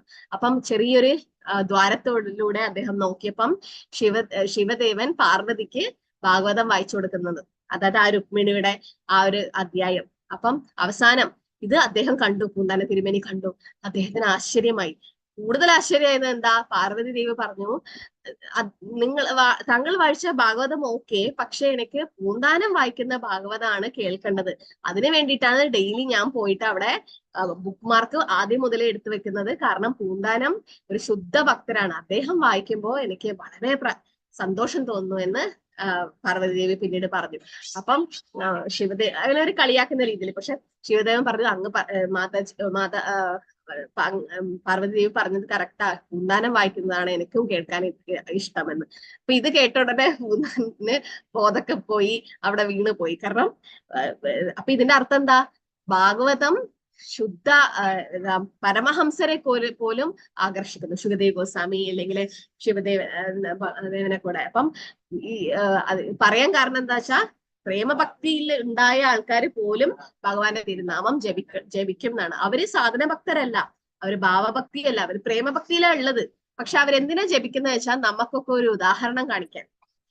മഞ്ജരി ആയെന്ന് വെച്ച് ഞാൻ ജപിക്കാതെ അല്ല ഭഗവാനിലേക്ക് എത്തുന്നത്. അങ്ങനെ ജപിക്കാണ്ട് ഭഗവാന്റെ അതിലേക്ക് എത്തുന്ന ആൾക്കാരെ എന്താ വിളിക്കുക? അവര് ജപിക്കില്ല, അവർക്ക് ഗുരു ഇല്ല, അവര് ഭഗവത്ഗീത വായിക്കില്ല, അവരെന്താ വിളിക്കുക?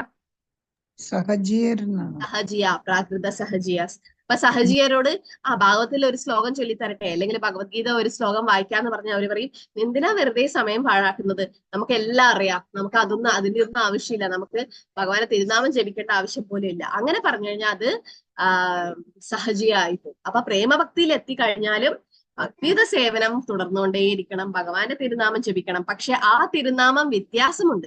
എന്താ വ്യത്യാസം? സാധന ഭക്തര് ജപിക്കുന്ന മഹാമന്ത്രം ഒന്ന് തന്നെ, ഒരേ മന്ത്രം തന്നെ നമ്മളും ജപിച്ചത്, പ്രഭുപാദം ജപിച്ചുകൊണ്ടിരുന്നത്, മഹാപ്രഭു പോലും ജപിച്ചുകൊണ്ടിരുന്നത് ഒരേ മന്ത്രമാണ്. പക്ഷെ എന്താ വ്യത്യാസം? സാധന ഭക്തർ ജപിക്കുന്ന മന്ത്രവും പ്രേമഭക്തർ ജപിക്കുന്ന മന്ത്രവും തമ്മിൽ വ്യത്യാസം ഉണ്ടോ? അപരാധം ഉണ്ടാവും സാധന ഭക്തർ ചെയ്യുമ്പോ അപരാധം. അപ്പൊ നമ്മൾ ജപിക്കുന്നത് നാമ അപരാധത്തിലാണ്, അവര് ജപിക്കുന്നതോ ശുദ്ധനാമാണ്. അതാണ് വ്യത്യാസം. നമ്മൾ ജപിക്കുന്ന നാമ അപരാധം, 10 അപരാധങ്ങൾ ചെയ്തുകൊണ്ടായിരിക്കണം നമ്മൾ ജപിക്കുന്നത്, അല്ലെങ്കിൽ നാമ ആഭാസിലായിരിക്കണം. പക്ഷെ അവര് ജപിക്കുന്നത് ശുദ്ധനാണ്. പക്ഷെ അവിടെയും ജപമുണ്ട്, പ്രേമഭക്തരായാലും ജപമുണ്ട്. അപ്പൊ ഇതാണ് ഭക്തിയുത സേവനം ഒരാളുടെ മുൻജന്മത്തിലെ തുടർച്ചയായ പ്രക്രിയയാണെന്ന് ഭഗവാൻ പറയുന്നു. ഭക്തിയുത സേവനമായി മുൻബന്ധമില്ലെങ്കിൽ ആർക്കും അതിൽ ഏർപ്പെടാൻ കഴിയില്ല. അപ്പൊ നിങ്ങളൊക്കെ 16 ബാല ജപിക്കുന്നത് വെറുതെയല്ല, നിങ്ങളൊക്കെ കഴിഞ്ഞ ജന്മം തീർച്ചയായും ഭക്തിയുത സേവനം ചെയ്തിട്ടുണ്ട്. നമ്മളെ കൊച്ചുകുട്ടികളൊക്കെ കാണുന്നുണ്ട് അല്ലെ, എന്താ പറയാ, അവരും പെട്ടെന്ന് തന്നെ ഭക്തി സേവനത്തിൽ ഏർപ്പെടാൻ പറ്റുന്നുണ്ട്. എന്തുകൊണ്ടാ? അതൊക്കെ കഴിഞ്ഞ ജന്മം ചെയ്തതിന്റെ തുടർച്ചയാണ്. എന്നാൽ തുടർച്ചയില്ലെങ്കിലും ഒരു വ്യക്തി ഒരു ശുദ്ധ ഭക്തന്റെ പ്രബോധനത്തിൽ താല്പര്യം കാണിക്കുന്നുവെങ്കിൽ അദ്ദേഹത്തിന് ഭക്തിയുത സേവനത്തിൽ മുന്നേറാൻ കഴിയും. അതാണ് കൃപാസിദ്ധർ. 3 തരം ആൾക്കാര്: നിത്യസിദ്ധർ, കൃപാസിദ്ധർ, സാധനാസിദ്ധർ.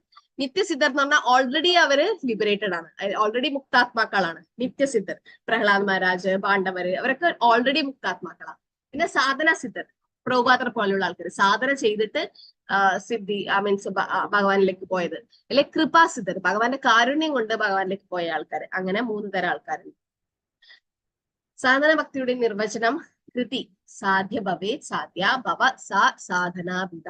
കൃതി സാധ്യ, ഇന്ദ്രിയങ്ങളാൽ ചെയ്യുന്ന പ്രവൃത്തികൾ, ഭവേ ചെയ്യേണ്ടതായ, സാധ്യഭാവ അതിൽ നിന്നും ഭാവം സ്നേഹം കിട്ടുന്നത്, അത് സാധന അഭിത, സാധനാ ഭക്തി എന്ന് പറയുന്നു. ഇന്ദ്രിയങ്ങളാൽ ചെയ്യപ്പെടുന്ന ഏതൊരു പ്രവൃത്തികളിലൂടെയും ഭാവ സ്നേഹഭക്തി ഉൽപ്പന്നമാകുന്നുവോ അതിനെ സാധന ഭക്തി എന്ന് പറയുന്നു. സാധന ഭക്തി എന്താ? ഇന്ദ്രിയങ്ങളാൽ ചെയ്യപ്പെടുന്ന പ്രവർത്തനങ്ങളിലൂടെ ഭാവ അല്ലെങ്കിൽ സ്നേഹം ഉണ്ടാവും. ഋഷികേശ സേന, നമ്മുടെ ഇന്ദ്രിയങ്ങളെ കൊണ്ട് ഇപ്പം അംബരീഷ് മഹാരാജ് ചെയ്ത പോലെ കൃഷ്ണപദാരവിന്ദ വാചാംസി വൈകുണ്ഠ ഗുണാനുക, നാവ് ഭഗവാന്റെ കീർത്തനങ്ങൾ പാടാനും ഭഗവാന്റെ എന്താ പറയാ ലീലകൾ പറയാനും അല്ലെങ്കിൽ കീർത്തനങ്ങൾ ചെയ്യാനും ഉപയോഗിക്കുന്നത്. അല്ലെങ്കിൽ ശ്രുതിൻ ചകാര ചിതസത്കതോയെ, ചെവി ഭഗവാന്റെ കഥ കേൾക്കാൻ ഉപയോഗിക്കുന്നത് അല്ലെ. കരോ ഹരിർ മന്ദിരമാർജന, കൈകൾ കൊണ്ട് ഭഗവാന്റെ അമ്പലമൊക്കെ വൃത്തിയാക്കല്, ഭഗവാന് ഭോഗ നിവേദ്യം ഉണ്ടാക്കുന്നത്. പാദോ ഹരേ ക്ഷേത്ര പദാനുസർപ്പണ, കാലുകൾ കൊണ്ട് ഭഗവാനെ ധാമില് പോകല് അല്ലെങ്കിൽ അമ്പലത്തിൽ പോകുന്നത്, ഭഗവാനെ പ്രദക്ഷിണം വെക്കുന്നത്. ഇതൊക്കെ ശിരോ ഋഷികേശ പദാഭിവന്ദനം, നമ്മുടെ ശിരസ് ഭഗവാനില് അർപ്പിക്കുന്നത്, നമസ്കരിക്കുന്നത്. ഗ്രാണം ചതത്പാദ സരോജ സൗരഭേ, നമ്മുടെ മൂക്ക് കൊണ്ട് ഭഗവാനെ ഓഫർ ചെയ്ത പൂക്കള് ഒക്കെ മണക്കുന്നത്. ശ്രീമത് തുളസിയ രസനം തദർപ്പി, നമ്മൾ നാവ് കൊണ്ട് ഭഗവാനെ അർപ്പിച്ച തുളസി. അപ്പൊ ഇതൊക്കെ ഇന്ദ്രിയങ്ങൾ കൊണ്ട് നമ്മൾ ചെയ്യുന്ന ഭക്തിയാണ്. ആ ഇന്ദ്രിയങ്ങൾ കൊണ്ട് ചെയ്യുന്ന ഭക്തിയിൽ ഭാവ അല്ലെങ്കിൽ സ്നേഹഭക്തി ഉൽപ്പന്നമാകുന്നതിനെയാണ് സാധന ഭക്തി എന്ന് പറയുന്നത്. പ്രായോഗിക ഭക്തിയുത സേവനത്തിൽ മനസ്സിനെയും ഇന്ദ്രിയങ്ങളെയും ഉപയോഗിക്കുക എന്നാണ് പരിശീലിക്കേണ്ടത്. അപ്പൊ നമ്മളെ ഇന്ദ്രിയങ്ങളൊക്കെ ഭഗവാന്റെ സേവയിൽ ഉപയോഗിച്ചു കഴിഞ്ഞാൽ മനസ്സ് ഓട്ടോമാറ്റിക് ആയിട്ട് ഭഗവാനിലേക്ക് വരും അല്ലെ. കാരണം ഇന്ദ്രിയങ്ങളൊക്കെ കൺട്രോൾ ചെയ്യുന്നത് മനസ്സാണ്. ഋഷികേശ സേവനം, നമ്മുടെ ഋഷികേശനാണ് ഭഗവാൻ, ഇന്ദ്രിയങ്ങളുടെ നാഥൻ. അപ്പൊ നമ്മുടെ ഇന്ദ്രിയങ്ങളെ ഭഗവാന്റെ ഇന്ദ്രിയങ്ങൾക്ക് വേണ്ടി ഉപയോഗിക്കണം. അപ്പൊ നമ്മുടെ ഇന്ദ്രിയ സംതൃപ്തിക്ക് വേണ്ടിയിട്ട് നമ്മുടെ ഇന്ദ്രിയങ്ങൾ ഭഗവാന്റെ സേവനത്തിന് വേണ്ടി ഉപയോഗിച്ചില്ലെങ്കിൽ അത് തെറ്റാണ്. ഇപ്പൊ നമ്മളൊരു ഗവൺമെന്റ് ജോലിയുണ്ട്. അപ്പൊ ആ ഗവൺമെന്റ് ജോലിക്ക് അതിന്റെ ഭാഗമായിട്ട് നമുക്കൊരു കാർ, ഒരു വാഹനം ഉണ്ട്. ആ വാഹനം ഇപ്പൊ ചില ഇതിൽ കാണാം, നമ്മളിപ്പം നമ്മുടെ കുടുംബത്തിനെയൊക്കെ കൂട്ടിയിട്ട് പാർക്കിലും ബീച്ചിലും ഒക്കെ കറങ്ങാൻ പോകുന്നു, അല്ലെങ്കിൽ എവിടേക്ക് ഒക്കെ കറങ്ങാൻ പോകുന്നു. അതിന് യൂസ് ചെയ്ത് കഴിഞ്ഞാൽ ആ വാഹനത്തിന്റെ പവിത്രത നഷ്ടപ്പെട്ടു. അതായത് ആ വാഹനം അങ്ങനെയല്ല ഉപയോഗിക്കേണ്ടത് അല്ലെ. ഒഫീഷ്യൽ ആയിട്ടുള്ള കാര്യങ്ങൾക്കാണ് അത് ഉപയോഗിക്കേണ്ടത് ആ വാഹനം. അതുപോലെ നമ്മുടെ നാവും നമ്മുടെ ഇന്ദ്രിയങ്ങളും ഭഗവാന്റെ സേവ ചെയ്യാൻ വേണ്ടിയിട്ട് തന്നതാ ഭഗവാൻ. അതുകൊണ്ടാണ് നമുക്ക് ഈ ഇന്ദ്രിയങ്ങളൊക്കെ കിട്ടിയത്. പക്ഷെ അത് നമ്മള് മായ സേവ ചെയ്യുക, ഭഗവാനെ സേവ ചെയ്യേണ്ട മായ സേവ ചെയ്ത് കഴിഞ്ഞാൽ അത് ദുരുപയോഗപ്പെടുത്തുന്ന പോലെ. ഈ സമ്പ്രദായം കൃത്രിമമായ എന്തെങ്കിലും വികസിപ്പിക്കാനുള്ളതല്ല. ഉദാഹരണത്തിന് ഒരു കുട്ടി നടക്കാൻ പഠിക്കുകയോ പരിശീലിക്കുകയോ ചെയ്യുന്നു. ഈ നടത്തം അസ്വാഭാവികമല്ല. നടക്കാനുള്ള കഴിവ് യഥാർത്ഥത്തിൽ കുട്ടിയിലുണ്ട്. ഒരു ചെറിയ പരിശീലനത്തോടെ അവൻ വളരെ നന്നായി നടക്കുന്നു. അതുപോലെ കൃഷ്ണാവബോധത്തെ കേവലം പരിശീലനത്തോടെ ഉണർത്താൻ കഴിയില്ല. വാസ്തവത്തിൽ അത്തരം ഒരു സമ്പ്രദായം ഇല്ല. ഓക്കെ, അപ്പൊ അതായത് കൃഷ്ണാവബോധം ഓൾറെഡി നമ്മളിൽ ഉണ്ട്. എങ്ങനെയാണോ ഒരു ഇരുമ്പിന്റെ കഷ്ണം ഒരു കാന്തത്തിനോട് ആകർഷണം ഉണ്ടാവും അല്ലെ. പക്ഷെ എപ്പോഴാണ് അത് ആകർഷണം ഇല്ലാണ്ടായിരിക്കുക? എപ്പോഴാണ് ആകർഷിക്കാണ്ടിരിക്കുക? കാന്തം ഇരുമ്പ് തുരുമ്പ് പിടിക്കുമ്പോൾ തുരുമ്പ് പിടിക്കുമ്പോൾ. തുരുമ്പ് പിടിച്ചു കഴിഞ്ഞാൽ അത് ആകർഷണം ഉണ്ടാവില്ല. അതുപോലെ നമ്മളും ഓട്ടോമാറ്റിക്കലി കൃഷ്ണാവബോധരാണ്. എല്ലാവരും ഡിവോട്ടീസ് ആണ്, ഈ ലോകം മൊത്തത്തിലെ എല്ലാവരും. പക്ഷെ മായ പലതരത്തിലും, കാമക്രോധ ലോഭം എല്ലാം പലതരത്തിലും നമ്മളെ തുരുമ്പ് പിടിച്ചിരിക്കുകയാണ്. ഈ തുരുമ്പ് പിടിച്ചിരിക്കുന്നത് കളയലാണ്. ചേതോദർപ്പണ മാർജനാണ് ഹരേകൃഷ്ണ മഹാമന്ത്രത്തിലൂടെയും നമ്മള് സാധന ഭക്തിയിലൂടെ നമ്മൾ ചെയ്യുന്നത്. അപ്പൊ എത്ര വേഗം നമ്മൾ ആ തുരുമ്പ് മാറ്റുന്നോ അത്രയും വേഗം നമ്മൾ ആകർഷിക്കപ്പെടും. പ്രഹ്ലാദ് മഹാരാജ് ഇത് തന്നെയാണ് ഹിരണ്യകശിപുവിനോട് പറഞ്ഞു, ഞാൻ ഓട്ടോമാറ്റിക്കലായിട്ട് ഭഗവാനോട് അട്രാക്റ്റഡ് ആണ്. അപ്പം ഇതൊരു ഉദാഹരണം, ഇതോട് ഭക്തിശാസ്ത്രി ക്വസ്റ്റ്യൻ ആണ് ഈ ഒരു ഉദാഹരണം. എങ്ങനെയാണോ ഒരു കുട്ടിയിൽ നടക്കേണ്ട കഴിവ് ഓൾറെഡി ഉണ്ട്, എന്തെങ്കിലും അസുഖം ഉണ്ടെങ്കിൽ അത് വേറെ കാര്യം, പക്ഷെ ഓൾറെഡി ഉണ്ട്. ചെറിയൊരു പരിശീലനം നമ്മൾ കൊടുക്കുകയും വേണ്ടു. എനിക്ക് ഇപ്പോഴും ഓർമ്മയുണ്ട്, ജഗന്നാഥന് നടക്കാൻ വേണ്ടിയിട്ടുള്ള ഒരു വണ്ടി ഉണ്ടല്ലോ, അപ്പൊ അത് 1ാം പിറന്നാളിന് നമ്മളത് വാങ്ങി. അവൻ അതിലൊരു 1ഓ 2ഓ പ്രാവശ്യം ഇരുന്നുള്ളൂ. നമ്മൾ വിചാരിച്ച അതിലിരുന്ന് കഴിഞ്ഞാൽ കുട്ടി വേഗം നടക്കാൻ പഠിക്കുന്നത്. എവിടെ അവൻ അത് വേണ്ട, അവൻ അത് ഉരുട്ടി അവൻ പുറത്തു നിന്നിട്ട് ഉരുട്ടി കളിക്കും, അതിൻ്റെ ഉള്ളിൽ ഇരിക്കുന്നേ ഇല്ല. പിന്നെ അത് ഞാൻ വേറൊരു പാവപ്പെട്ട കുട്ടിക്ക് കൊടുത്തു, അവരെങ്കിലും അത് ഉപയോഗിക്കട്ടെ എന്ന് വിചാരിച്ചു. അപ്പം നടക്കാനുള്ള കഴിവ് ഓൾറെഡി ആ കുട്ടിയിലുണ്ട്. അത് ജസ്റ്റ് നമ്മൾ കൈ പിടിച്ച് വരുത്തി, അല്ലെങ്കിൽ കുട്ടി പല കാര്യങ്ങൾ പിടിച്ചങ്ങ് നടന്നു പോയിക്കോളും. അതിനു വേണ്ടി വേറെ ഒരു കാര്യം നമ്മൾ ചെയ്യേണ്ട ആവശ്യമില്ല. അപ്പം അതുപോലെ കൃഷ്ണാവത് നമ്മളിൽ ഓൾറെഡി ഉണ്ട്, ജസ്റ്റ് ഒന്ന് പൊടി തട്ടി എടുത്താൽ മതി. അതിന് ഭക്തന്മാരുടെ കാരുണ്യം നമുക്ക് വേണം. നിത്യശുദ്ധ കൃഷ്ണ ഭക്തി സാധികമനായി ശ്രവണാദി ശുദ്ധ ചിത്ത കരയുത്തായി. പെട്ടെന്ന് അങ്ങനെ കൃഷ്ണബോധം ഉണ്ടാവില്ല. ശ്രവണാദി ശുദ്ധ ചിത്ത കരയുതായി. എപ്പോഴും ഭഗവാനെ പറ്റി കേട്ട് ശുദ്ധ ചിത്തം ശുദ്ധമായി കഴിഞ്ഞാൽ ഭഗവാനെ പറ്റി കൃഷ്ണബോധം ഉണർത്താൻ കഴിയും.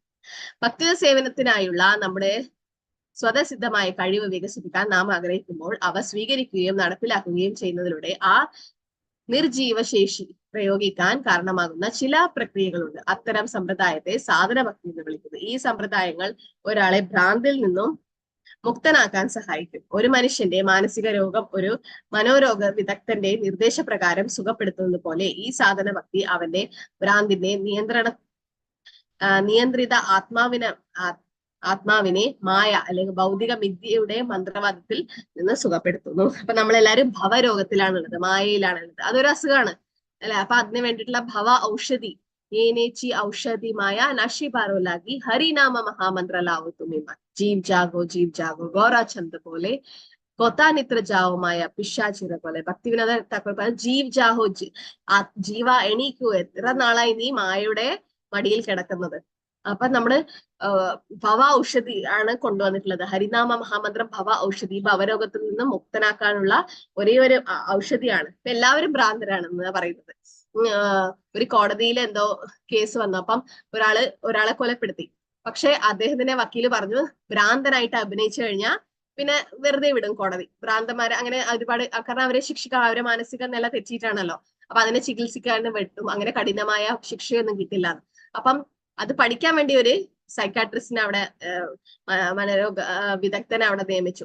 അപ്പൊ ഇദ്ദേഹത്തെ പഠിച്ചിട്ടും 24 മണിക്കൂറൊക്കെ പഠിച്ചു കഴിഞ്ഞിട്ടാകുമ്പം ജഡ്ജിനോട് പറഞ്ഞു, എന്റെ അഭിപ്രായത്തിൽ ലോകമെമ്പാടുമുള്ള എല്ലാ ആൾക്കാരും വട്ടുണ്ട്, എല്ലാവർക്കും ചെറിയ രീതിയിൽ വട്ടുണ്ട്. അപ്പൊ അതുകൊണ്ട് ഇദ്ദേഹത്തിന് വട്ട് ഉണ്ടോ ഇല്ലയോ അല്ല അഭിനയിക്കുകയാണോ എന്നുള്ളത് ഇപ്പൊ തീർച്ചപ്പെടുത്താൻ പറ്റില്ല. കാരണം അദ്ദേഹത്തിനെ ഇന്നും കൂടുതൽ നിരീക്ഷിക്കേണ്ടി വരും. എന്റെ അഭിപ്രായത്തിൽ എല്ലാവർക്കും ചെറിയ രീതിയിൽ. അപ്പം കൃഷ്ണാബോധത്തിൽ ഇല്ലാത്ത ആൾക്കാർ പറയും നമുക്ക് വട്ടാണെന്ന്. പക്ഷെ നമുക്കറിയാം അവർക്ക് വട്ടെന്ന്. എന്തുകൊണ്ടാ?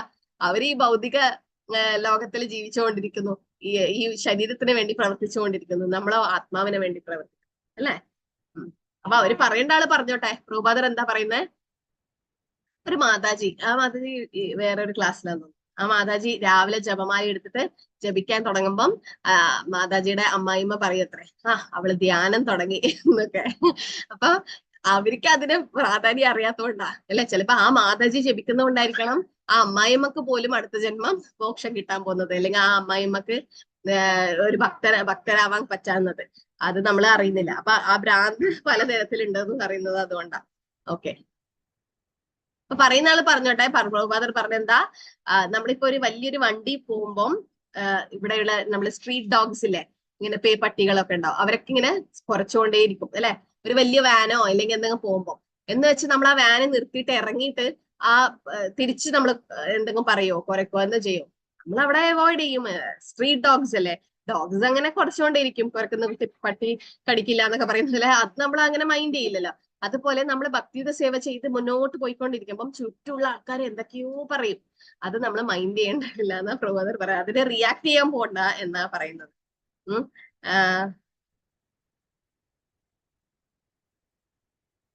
ഓക്കെ, അപ്പൊ പ്രഭുപാദ് പറയുന്ന സാധന ഭക്തിനെ കുറിച്ചിട്ടാണ് ഈ അധ്യായത്തിൽ പറയുന്നത്. കുറച്ചും കൂടെ ഉണ്ട്, നമുക്കിത് തീർക്കാൻ കഴിയില്ല, നമ്മൾ ഇനി അടുത്ത ക്ലാസ്സിൽ ചെയ്യാം, ഒരു സ്ലൈഡും കൂടെ ചെയ്യാം.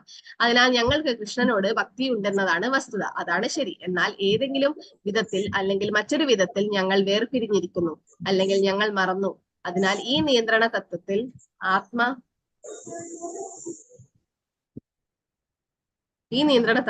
ആത്മീയ ഗുരുവിന്റെ ഉത്തരവ് അനുസരിച്ച് അഥവാ ശാസ്ത്രങ്ങളുടെ ഉത്തരവ് അനുസരിച്ച് ഞങ്ങൾ ഭക്തിയുടെ സേവനം ആരംഭിക്കുന്നു. അത് നമ്മുടെ വിദ്യാർത്ഥികൾ ഇവിടെ ചെയ്യുന്നത് പോലെ. പ്രഭാത പറഞ്ഞ സാധന ഭക്തി എന്ന് പറഞ്ഞാൽ എന്താ? ഒരു ഗുരുവിനെ സ്വീകരിച്ച് ആ ഗുരുവിടെ നിർദ്ദേശപ്രകാരം വിധി പ്രകാരം അല്ലെങ്കിൽ റൂൾസ് റെഗുലേഷൻസ് ഒക്കെ അനുസരിച്ച് ചെയ്യുന്ന ഭക്തിയാണ്. കാരണം നമുക്കറിയില്ലായിരുന്നു അല്ലെ, കൃഷ്ണാവത്തിൽ വരുന്നതിന് മുമ്പ് ഭഗവാനെ നാമം ജപിക്കണം ഒന്നും അറിയില്ല. അപ്പൊ പ്രഭുപാദരാണ് നമ്മുടെ ശിക്ഷാഗുരു, അല്ലെങ്കിൽ നമ്മുടെ ശിക്ഷാഗുരു ദീക്ഷാഗുരു പറഞ്ഞു ഇത്ര നാമം ജപിക്കണം, ഇതൊക്കെ ഫോളോ ചെയ്യണം. അതാണ് വൈദി സാധന ഭക്തി. സാധന ഭക്തിയെ നമ്മൾ ചെയ്യുന്ന അതിൽ വിധി പ്രകാരം ചെയ്യുന്ന ഭക്തി, അല്ലെങ്കിൽ ഒരു ആത്മീയ ഗുരുവിനെ സ്വീകരിച്ച് ഉത്തരവ് അനുസരിച്ച് ശാസ്ത്രങ്ങളുടെ ഉത്തരവ് അനുസരിച്ച് ചെയ്യുന്ന ഭക്തി. ഇത് ശാസ്ത്രമൊന്നും ഫോളോ ചെയ്യുന്നില്ലെങ്കിൽ ശ്രുതി സ്മൃതി പുരാണാദി പഞ്ചരാത്രി വിധി മിന ഏകാന്തികേ ഹരിർ ഭക്തി ഉത്പൈദേവ കൽപ്പത്തെ. ശ്രുതി സ്മൃതി പുരാണാദി, നമ്മളിപ്പോ ശ്രുതി സ്മൃതി ഒന്നും ഫോളോ ചെയ്യാണ്ട് പഞ്ചരാത്രി വിധി ഒന്നും ചെയ്യാതെ ഏകാന്തികേ ഹരിർ ഭക്തി ഒറ്റയ്ക്ക് ഭക്തി ചെയ്തു കഴിഞ്ഞാൽ ഉത്പൈദേവ കൽപ്പത്തെ, അത് വെറും ഡിസ്റ്റർബൻസ് ആണ്, വെറും ഒരു ഷോ ആണ്, സഹജിയാണ്. അങ്ങനെ നമ്മൾ ചെയ്യാൻ പാടില്ല. നമ്മള് ശാസ്ത്രപ്രകാരം ആയിരിക്കണം നമ്മൾ ചെയ്യേണ്ടത്, അല്ലെങ്കിൽ ഒരു ഗുരു പറയുന്ന പ്രകാരമാണ് ഗുരു സാധു ശാസ്ത്ര. ഈ ഭക്തിയുടെ സേവനം മുന്നോട്ടുള്ള പ്രക്രിയയാണ്. എന്നാൽ അത്തരത്തിലുള്ള ഒരു ശക്തി സ്വയം രൂപപ്പെടുമ്പോൾ യാന്ത്രികമായി പ്രക്രിയ തുടരും. അതുവരെ അറിഞ്ഞു തന്നെ മുന്നോട്ട് നയിക്കണം. ഓക്കെ, ഇത് നമ്മൾ അടുത്ത ക്ലാസ്സിൽ ചെയ്യാം. ഓക്കെ, സാധന ഭക്തിയുടെ ആരംഭം എന്നോട് ഓർമ്മിപ്പിക്കണേ. ആരെങ്കിലും പേജ് നമ്പർ ഇല്ല അല്ലെ? ജസ്റ്റ് എനിക്ക് പറഞ്ഞു തന്നാ മതി. സാധന ഭക്തിയുടെ ആരംഭം നമ്മൾ ഇവിടെയാണ് നിർത്തിയത്. സാധന ഭക്തി എല്ലാവർക്കും മനസ്സിലായില്ലേ? ഇന്ന് നമ്മൾ ചെയ്തത് എന്താ? സാധന ഭക്തി. സാധന ഭക്തി എന്ന് പറഞ്ഞാൽ വൈദി സാധന ഭക്തി അല്ലെങ്കിൽ രാഗാനുഗ ഭക്തി. അത് നമുക്ക് പിന്നീട് കാണാം. സാധന ഭക്തി ജസ്റ്റ് മനസ്സിലാക്കിയാൽ മതി. സാധന ഭക്തി എന്ന് പറഞ്ഞാൽ വിധി പ്രകാരം ചെയ്യുന്നത് അല്ലെങ്കിൽ പരിശീലിക്കുന്ന ഭക്തി. ഒരു ഗുരുവിനെ സ്വീകരിച്ച് അതിൽ പരിശീലിക്കുന്ന ഭക്തിയാണ് സാധന ഭക്തി. പിന്നെ നമ്മളെന്താ ആദ്യത്തെ വേറെന്താ കണ്ടേ? അന്യാഭിലാഷിത ശൂന്യം. ഓക്കെ, അതിനെ പറ്റിയിട്ട് നമ്മൾ കണ്ടു. അതിന്റെ തടസ്ഥ ലക്ഷണം, സ്വരൂപ ലക്ഷണം എന്തൊക്കെയാണെന്നൊക്കെ നമ്മൾ കണ്ടു.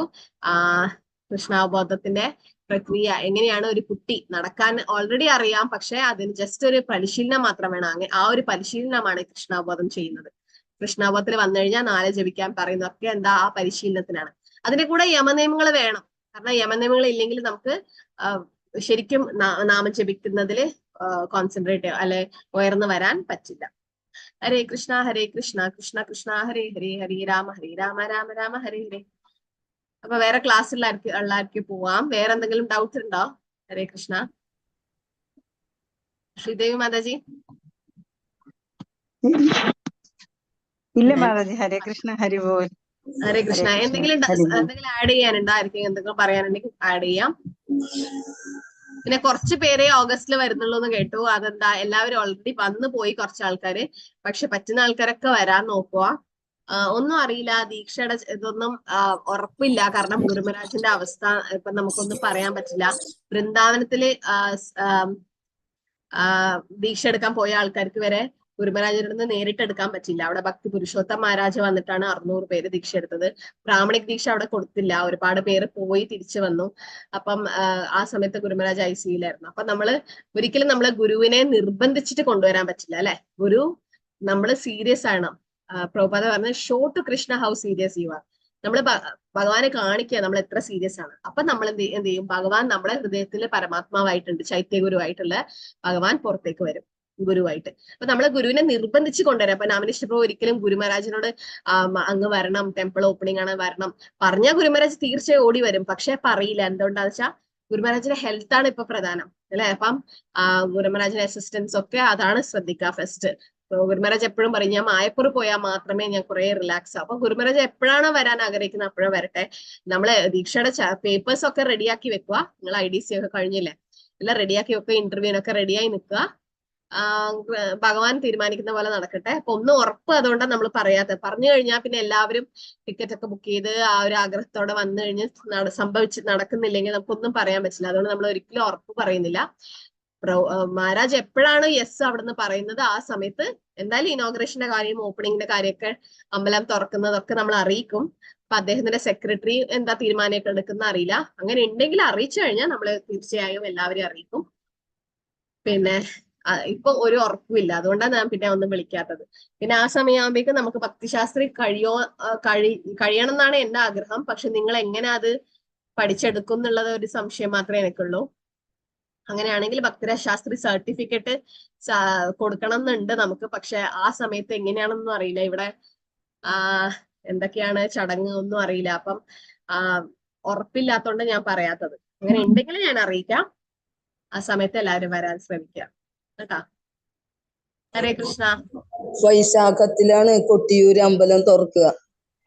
എപ്പോഴാ കൊട്ടിയൂര് അമ്പലം തുറക്കുക മാതാജി? ജൂണിലാ? വൈശാഖത്തില്. ഇപ്പൊ ഈ ശനിയാഴ്ച ഏകാശിന് വാവ് കഴിഞ്ഞാൽ വൈശാഖം തുടങ്ങി. എനിക്ക് ഓർമ്മയുണ്ട്. ഞാൻ അപ്പോഴാണ് അവിടെ തുറക്കുക. അപ്പോഴാ തുറക്കുക അല്ലെ? അപ്പൊ എനിക്ക് ഓർമ്മയുണ്ട് അവിടെ പോയി കഴിഞ്ഞാൽ ഫുള്ള് മുട്ടോളം വെള്ളം ഉണ്ടാവും. വെള്ളത്തിലാണ് നമ്മള് പരിക്രമം ചെയ്യാറ് അല്ലെ? പക്ഷെ കഴിഞ്ഞ വർഷം വെള്ളം കുറവായിരുന്നു. ഞാൻ എപ്പോഴും ഒരിക്കൽ പോയില്ല, ചെറുപ്പത്തിൽ പോയിരുന്നു. കഴിഞ്ഞ വർഷം വളരെ കുറവായിരുന്നു. Okay okay. ആ കൊട്ടിയൂര് അമ്പലത്തിലാണ് പൂന്താനം തിരുമ. അപ്പൊ അവിടെ അതിന്റെ അർത്ഥം എന്താ? അവിടെ അത്രയും ശക്തിയുണ്ട്. പിന്നെ ഭഗവാൻ കഥകള് ശിവദേവന് ഭയങ്കര ഇഷ്ടമാണ്. അപ്പൊ നമ്മൾ പോയിട്ട് പ്രാർത്ഥിക്കേണ്ട എന്താ? കൃഷ്ണഭക്തി കിട്ടണമെന്നാ പ്രാർത്ഥിക്കണ്ടേ അല്ലെ? ഓക്കെ പാർവതി മാതാജി. സിന്ധു മാതാജി. ഹരേ കൃഷ്ണ. സംശയം. പ്രഭു. മനഃപൂർവ്വമല്ലാത്ത ജീവികളുടെ ഹിംസ, അതുമാതിരി ഉപദ്രവകരമായിട്ടുള്ള ജീവികളെ നമ്മൾ അങ്ങനെയൊക്കെ വരുമ്പോ അതിന്റെ കർമ്മഫലം എങ്ങനെയായിട്ട് വരിക? മനഃപൂർവ്വം അല്ലാണ്ടോ? അതെ അതെ. മനഃപൂർവ്വം അല്ലാണ്ട് ഇപ്പൊ നമ്മള് നടക്കുമ്പോ ഒരുപാട് ഉറുമ്പുകൾ ഉണ്ടാവും. അല്ലെങ്കിൽ നമ്മളിപ്പം റൂം വൃത്തിയാക്കുമ്പോ അവിടെ ഉറുമ്പ് ഉണ്ടാവും അല്ലെ? അതൊക്കെ അതെ അതെ അതെ. പിന്നെ അതുമാതിരി പല്ലിയൊക്കെ ഇങ്ങനെ ഈ ഡോറിന്റെ ഇടയിലേ അങ്ങനെയൊക്കെ നമുക്ക് കണ്ടിരുന്നു. അപ്പൊ അത് അങ്ങനെയൊക്കെ വരുമ്പോ പ്രഭുപാദ പറയുന്നത് അപ്പൊ അറിയാതെ ചെയ്തതിനും കർമ്മഫലം ഉണ്ടാകും. പക്ഷെ അത്ര വീര്യം ഉണ്ടാവില്ല. കാരണം അത് നമ്മൾ വേണ്ടിയിട്ട് ചെയ്യുന്നതല്ലല്ലോ. പക്ഷെ എന്തായാലും എല്ലാ കർമ്മത്തിനും അതിന്റെ റിയാക്ഷൻസ് ഉണ്ടാവും. പ്രഭുപാദർ പറഞ്ഞതെന്ന് വെച്ചാല് നമ്മളിപ്പം ഒരു ഉദാഹരണം അമേരിക്കയിൽ പോയി അവിടെ ഇടത്ത് വശത്താണ് ഡ്രൈവിംഗ് സീറ്റ്. ഇടത്ത് വശത്ത്. അപ്പൊ അവിടുത്തെ റൂൾസ് വേറെയാണ്. അല്ലെങ്കിൽ ഒരു കുട്ടി അറിയാണ്ട് പോയിട്ട് തീ തൊട്ടു, കൈ പൊള്ളില്ലേ? അപ്പം അജ്ഞത ഒരു കാരണമല്ല, ഒരു എക്സ്ക്യൂസ് അല്ല എന്ന് പറയും പ്രഭുപാദർ. പക്ഷെ മാക്സിമം അത് മിനിമൈസ് ചെയ്യാൻ ശ്രമിക്കുക, കുറക്കാൻ ശ്രമിക്കുക. പക്ഷെ അറിയാണ്ട് ചെയ്യുന്നതിൽ ഭഗവാന്റെ തിരുനാമം ജപിക്കുന്നത് കൊണ്ട് നമ്മൾ അറിഞ്ഞോ അറിയാണ്ട് ചെയ്യുന്ന എല്ലാ പ്രവർത്തനങ്ങൾക്കും കർമ്മബലം ഇല്ലാണ്ടാകും. ഹരേ കൃഷ്ണ. ഹരേ കൃഷ്ണ. ഹരേ കൃഷ്ണ. ഇപ്പൊ ആർക്കും സംശയം ഇല്ലെങ്കിൽ ഇവിടെ സ്റ്റോപ്പ് ചെയ്യാം. ഹരേ കൃഷ്ണ. വാഞ്ചകൽപതരൂപേശ കൃപാ സിന്ധുഭേവ ച പതിതാനാം പാവനേഭ്യോ വൈഷ്ണവേഭ്യോ നമഃ.